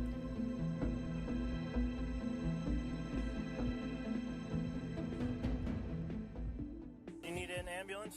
No, I don't. All right. Why were you driving over 100 miles an hour? It's my granddaughter's birthday. I got to get this the next exit. Right. Did you see me trying to catch up to you behind you? I didn't see that. I saw lights, but it didn't look normal. All right. Yeah, I'm trying to catch up to you, and you keep taking off. Oh, no, I'm not trying to outrun you. I know, I understand that, but that's why I was very confused.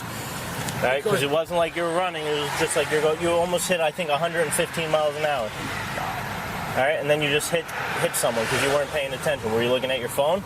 No, trying to drive. No, I'm not looking at my phone. The person was right in front of you.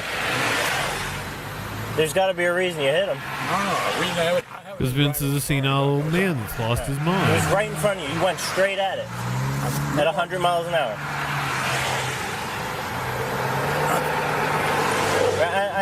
I'm just making sure you're not having a medical condition or anything. I don't think Do you need an ambulance? No, it's fine. I don't think so. All right. Just your registration. Is your license in here? I'm pretty sure he knows who he is. I'm pretty sure the cop knows.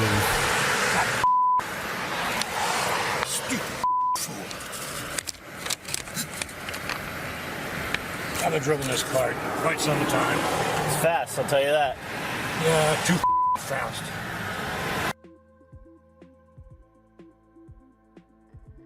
Too fucking fast, Vince says. So that footage was released last week, while also Vince's accuser, a woman by the name of Janelle Grant, gave a press conference. This was a briefing with the Connecticut Alliance to End Sexual Violence. Happened last week. This is the woman that Vince McMahon is accused of shitting on her head and sex trafficking. The patterns are clear. What is needed now is enforceable protection. Codifying PREA is not symbolic, it is necessary. And no one should have to wait decades to be believed, protected, or taken seriously. Thank you.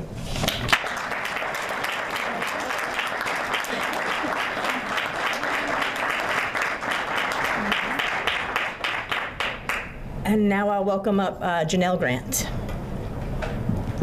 So she currently has a lawsuit against WWE and Vince McMahon, accusing him of trafficking.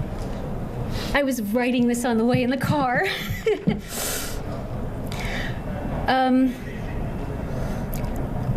Wow, I'm a little taken aback. I really shouldn't be here.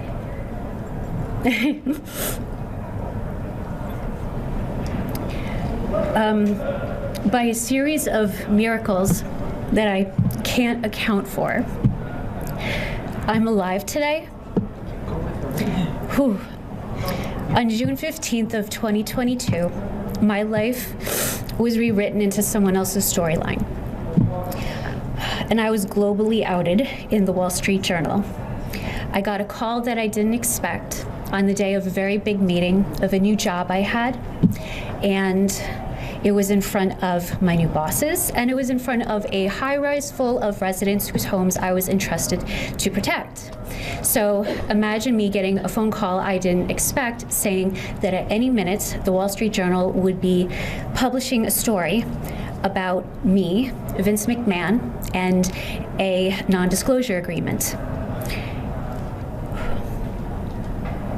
I was told, if anybody asks me about this, I can't make a comment, I can't acknowledge it, I can't say I'm not okay, and if... Oh, Flash, that's just normal hazing among wrestlers. What she has accused Vince McMahon of is she was having a threesome with him and Johnny Ace, who was an executive with WWE. Johnny Ace was one of the two dudes with attitudes. It was Bodacious Bob and Johnny Ace. They were a stupid tag team. That was his biggest claim to fame in the wrestling industry until he became an executive. So he was one of the executives with WWE. They were having a threesome with her, and Vince was apparently, like, she was laying on her back, and Vince had his balls in her mouth or something, and he was incontinent and shit on her head.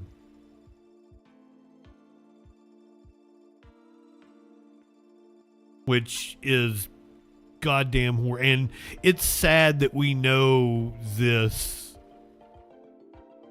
It's sad that we know this from the lawsuit. Life is too short to walk this earth for a crusty asshole. Wash your ass.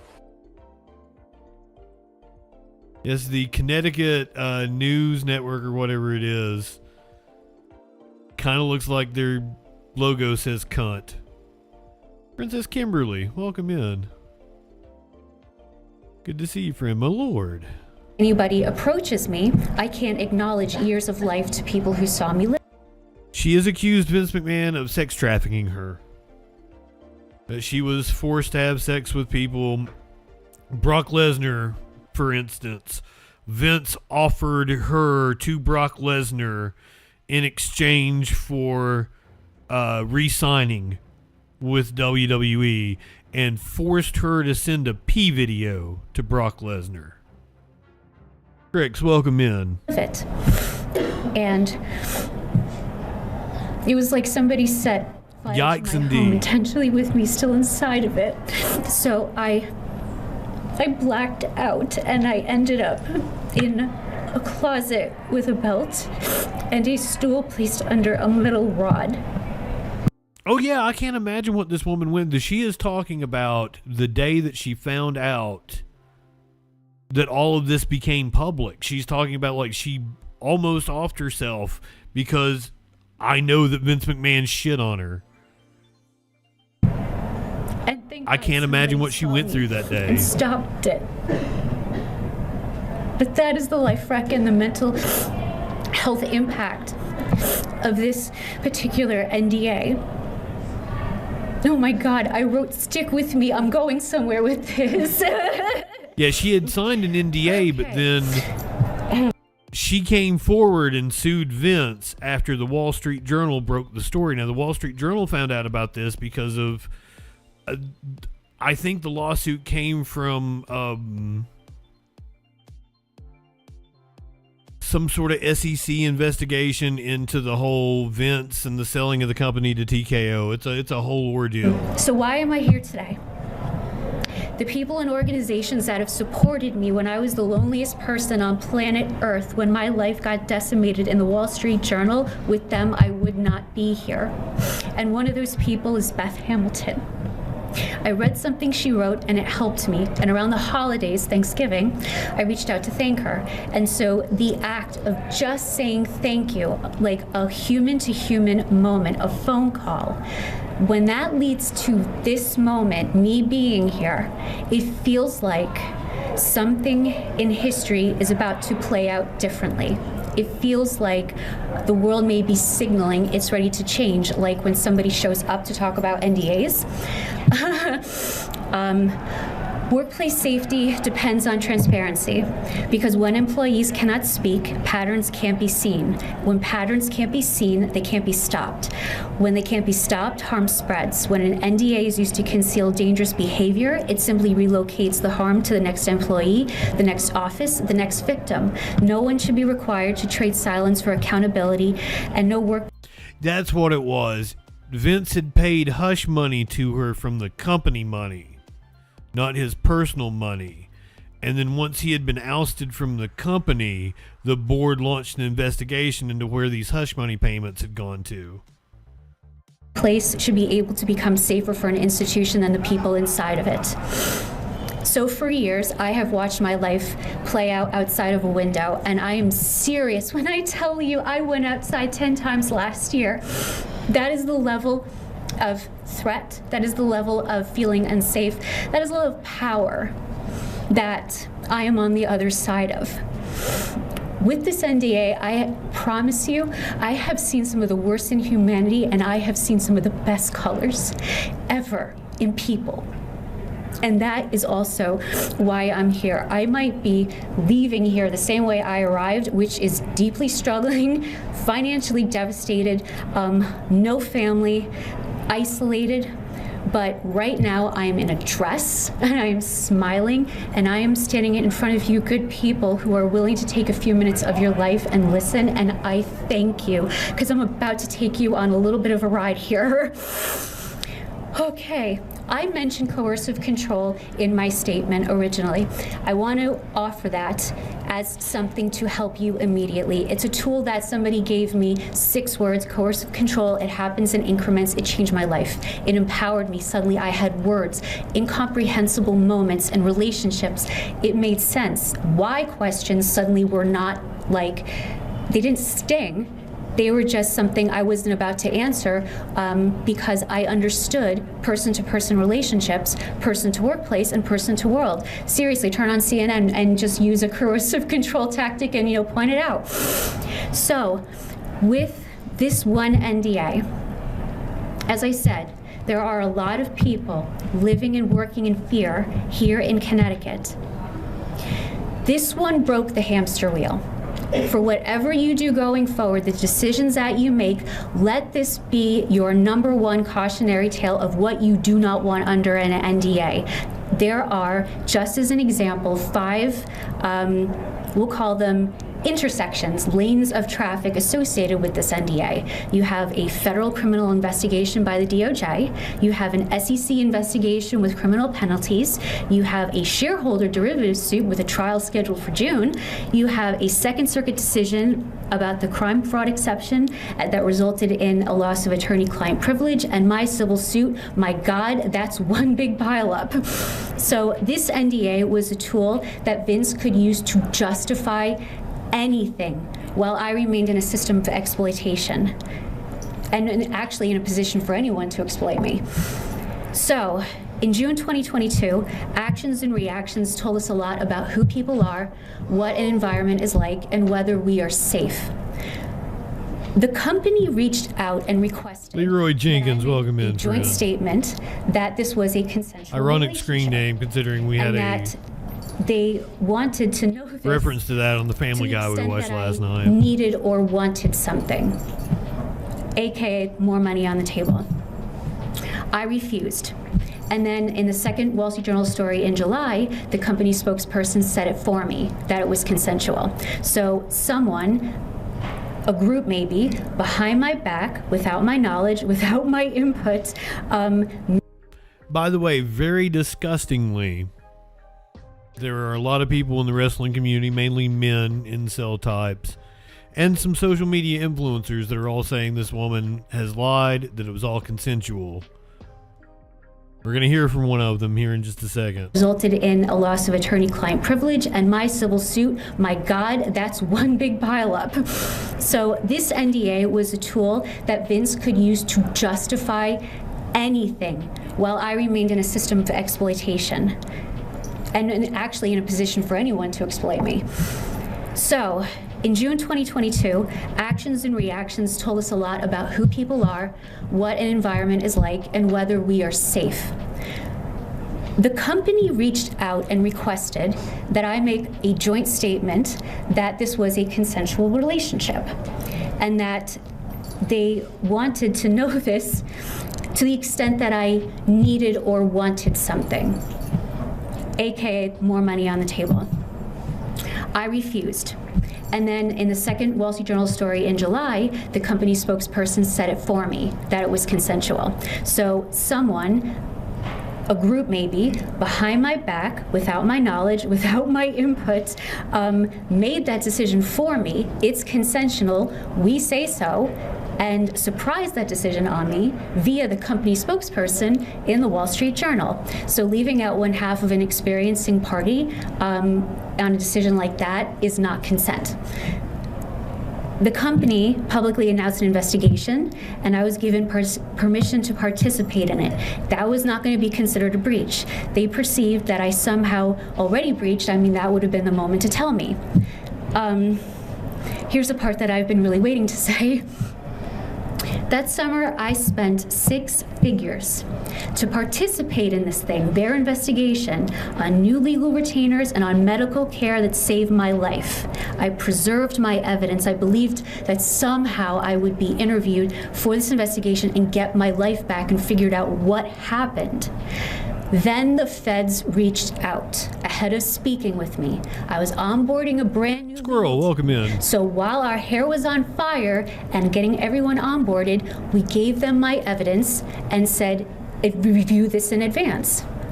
Based on that objective review of hard evidence, communications with people across the company, and that includes leadership then and now, the feds informed us that this was now a covert investigation into human trafficking and the criminal misconduct of WWE, Vince McMahon, and this NDA. These are matters of both public safety and public interest. And if you want to know why this case, my federal civil lawsuit, is not an employment law case, that is because the feds requested that I say nothing, that this be covert, that they could do the work that they needed to do to investigate human trafficking and criminal misconduct. Did you call me a monster-filled delight? So, while I was preparing to participate with the DOJ and the SEC and the company's independent investigation, I kind of like it. The company's was closed without speaking to me, and I couldn't share that with anybody. I'm under an NDA. So I'm just going to that's not what Google told me it said. 2023 because I Good afternoon, monster-filled delight. There are people living and working in fear here in Connecticut, and there is a headquarters in Stamford, Connecticut right now that is full of intimidated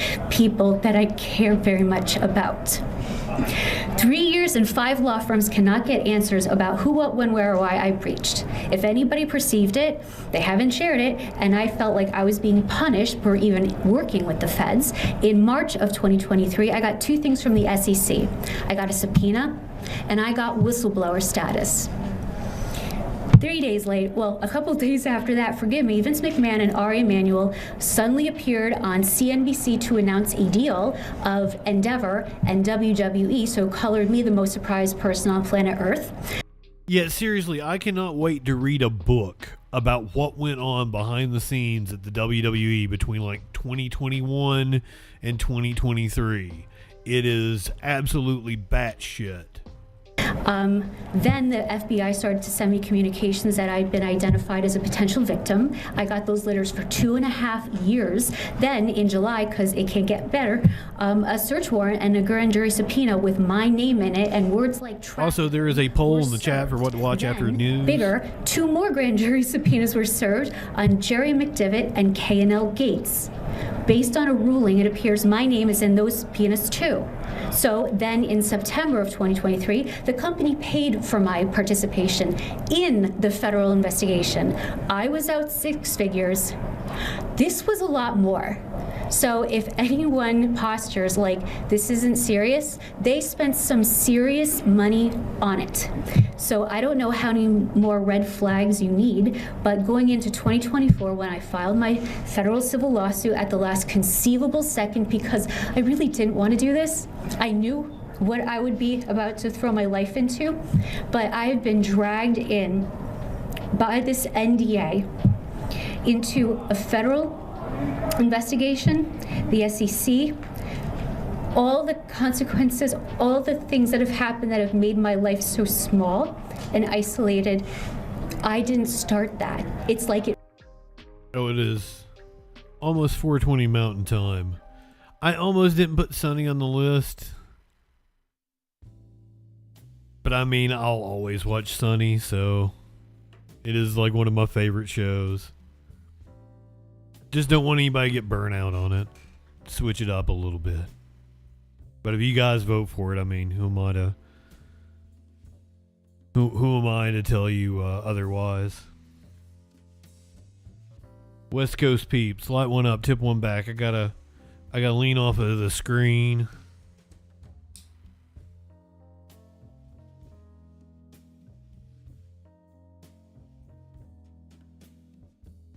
We're still on TikTok. Yes, I feel so sorry for this woman. Found me. I put myself in the shoes of everyone I knew, everyone I worked with, anyone who lost a job, has been intimidated, who was told something, got no answers. I put my name and my face on it. And by the way, my face... Oh, I'm sorry. Mountain Time. Because that's the audience I needed to reach, to tell them whatever you may have been told before, here I am. Happy 420 to our Mountain Time peeps. So... that's pretty much the end of her statement. Unfortunately, there's assholes like this that are going to come out here and make a shit ton of money off of having really bad opinions about that woman. Like this piece of shit named Andrew For Tate. all of these things, this is disgusting. Ready? Go on. This is disgusting. Hit me with it. Alternative clinic medical care and cosmetic surgeries and products. Shit! Clubhouse access tickets to the Belmont. What he is actually doing right now, a tranche of documents were released with the lawsuit. He's reading off the things that Vince McMahon paid for. She received like millions of dollars in gifts and compensation from McMahon. That's not evidence that she wasn't sex trafficked. That's kind of evidence that she was. Stakes. Fuck! Private full-day transportation and premium tickets to the WrestleMania. $2,000 Nordstrom gift card. Fuck! A massive box of chocolates and flowers. Oh my God, that's trafficking. $20,000 towards surgery paid directly to the surgeon's office. Trafficking. A pearl and diamond necklace. Trafficking! This woman also, her parents were dying when she was given this job with Vince McMahon at Titan Towers. Blue cashmere knee-length cardigan. Trafficking. Blue Burberry cashmere scarf. Trafficking. Blue cashmere and fur hat. Trafficking. Gray cashmere shawl. Trafficking. Celine sunglasses. Trafficking. Large bouquets of flowers delivered approximately every other week. If that's not trafficking... I mean, are you defining what trafficking is and then telling your audience exactly all the reasons why it is trafficking? What is? A BMW 430xi. Shit! A $5,000 gift card to the spa. Guilty! 2 private chef-catered dinners in McMahon's condo. Look this man up! Gold and diamond paved paperclip necklace. How dare he! $15,000 of Bloomingdale's gift cards. That monster! Flash is right. It's like the Tates are like, I know trafficking. I never bought her flowers. He did all of this to manipulate her. This is the most disgusting thing I've ever seen. When a woman gets with a billionaire, the last thing she wants is gifts. There's nothing that would be worse for a woman to date a billionaire and be bought millions of dollars worth of things. That is a crime. This poor woman. I don't know how she sleeps at night. The trauma of driving that BMW home. After you got your head shit on. Every time she drives the BMW with the Burberry bags in the back, wearing her diamond necklace, and looks in the mirror at her surgically altered body with That she had to send a piss video to Brock Lesnar to get. surgery she wanted, she must feel sick to her stomach.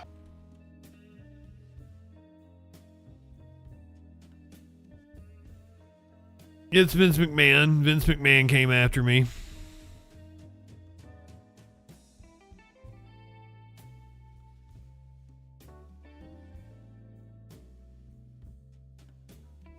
Vince got me. Last night we did a tribute to Eric Dane. I'd never really watched any of his stuff. I'm a fan. He was good. He was a good actor. He was fantastic on everything that we watched. I didn't personally care for Grey's Anatomy, but it was well written. I had a lot of good things to say about it. He was good in it. Really liked him on Married with Children. Even we watched him on an episode of Roseanne. He was really young. He was a bellhop, and he still had several speaking lines. Ooh, the Family Guy might have been my favorite. Oh, but then Euphoria. Oh my God, I cannot stress how good Euphoria was. Definitely gonna have to watch that show now. Textilian, Cicero, welcome in. So yeah, he passed away of ALS this past week. He recorded a final message for his kids. I bet this is heartbreaking.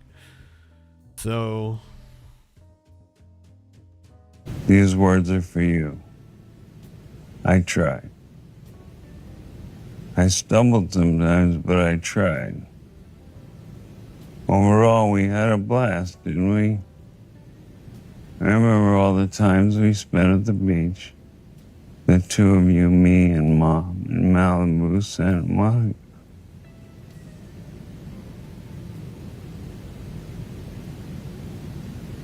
Santa Monica, Hawaii, Mexico. I see you now playing in the ocean for hours, my water babies. Those days, pun intended, were heaven. I want to tell you 4 things I've learned from this disease, and I hope you won't just listen to me. I hope you'll hear me. First, live now. Right now, in the present. That's the scariest thing, is that it seems to just hit people out of nowhere. And it can happen to anybody. This is Eric Dane. He passed away of ALS, best known for his roles on Grey's Anatomy, Euphoria. We did a tribute to him last night. It's hard, but I learned. First time I'd ever really watched the show. For years, I would wander off mentally, lost in my head for long chunks of time, wallowing in worry and self-pity, shame, and doubt. I'd replay decisions, second-guess myself. I should have done this, I never should have done that. No more.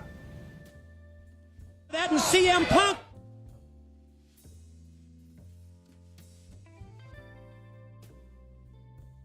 Yeah, I totally have a respect for the guy after watching everything that we watched last night. He was a great actor. Cannot recommend Euphoria enough. I am definitely going to have to watch that show. Not on stream, though. Not on stream. It was very graphic. A lot of tits, a lot of dicks. Definitely can't watch that one on the stream. It's Sunny in Philadelphia is what won. I haven't even... We did Mac's dad last time. Let me think. What are we going to do this time?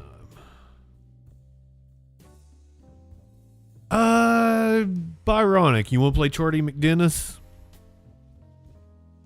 God bless you, Eckwork. Whatever that means. This is a staring contest between a giraffe and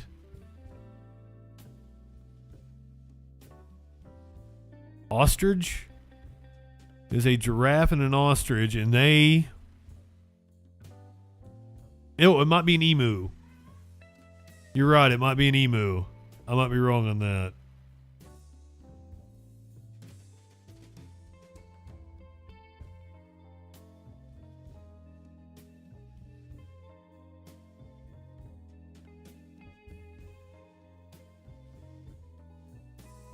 Okay, I'll give you two options, Byronic. Do you want to play Charlie McDennis, or do you want to watch Lethal Weapon?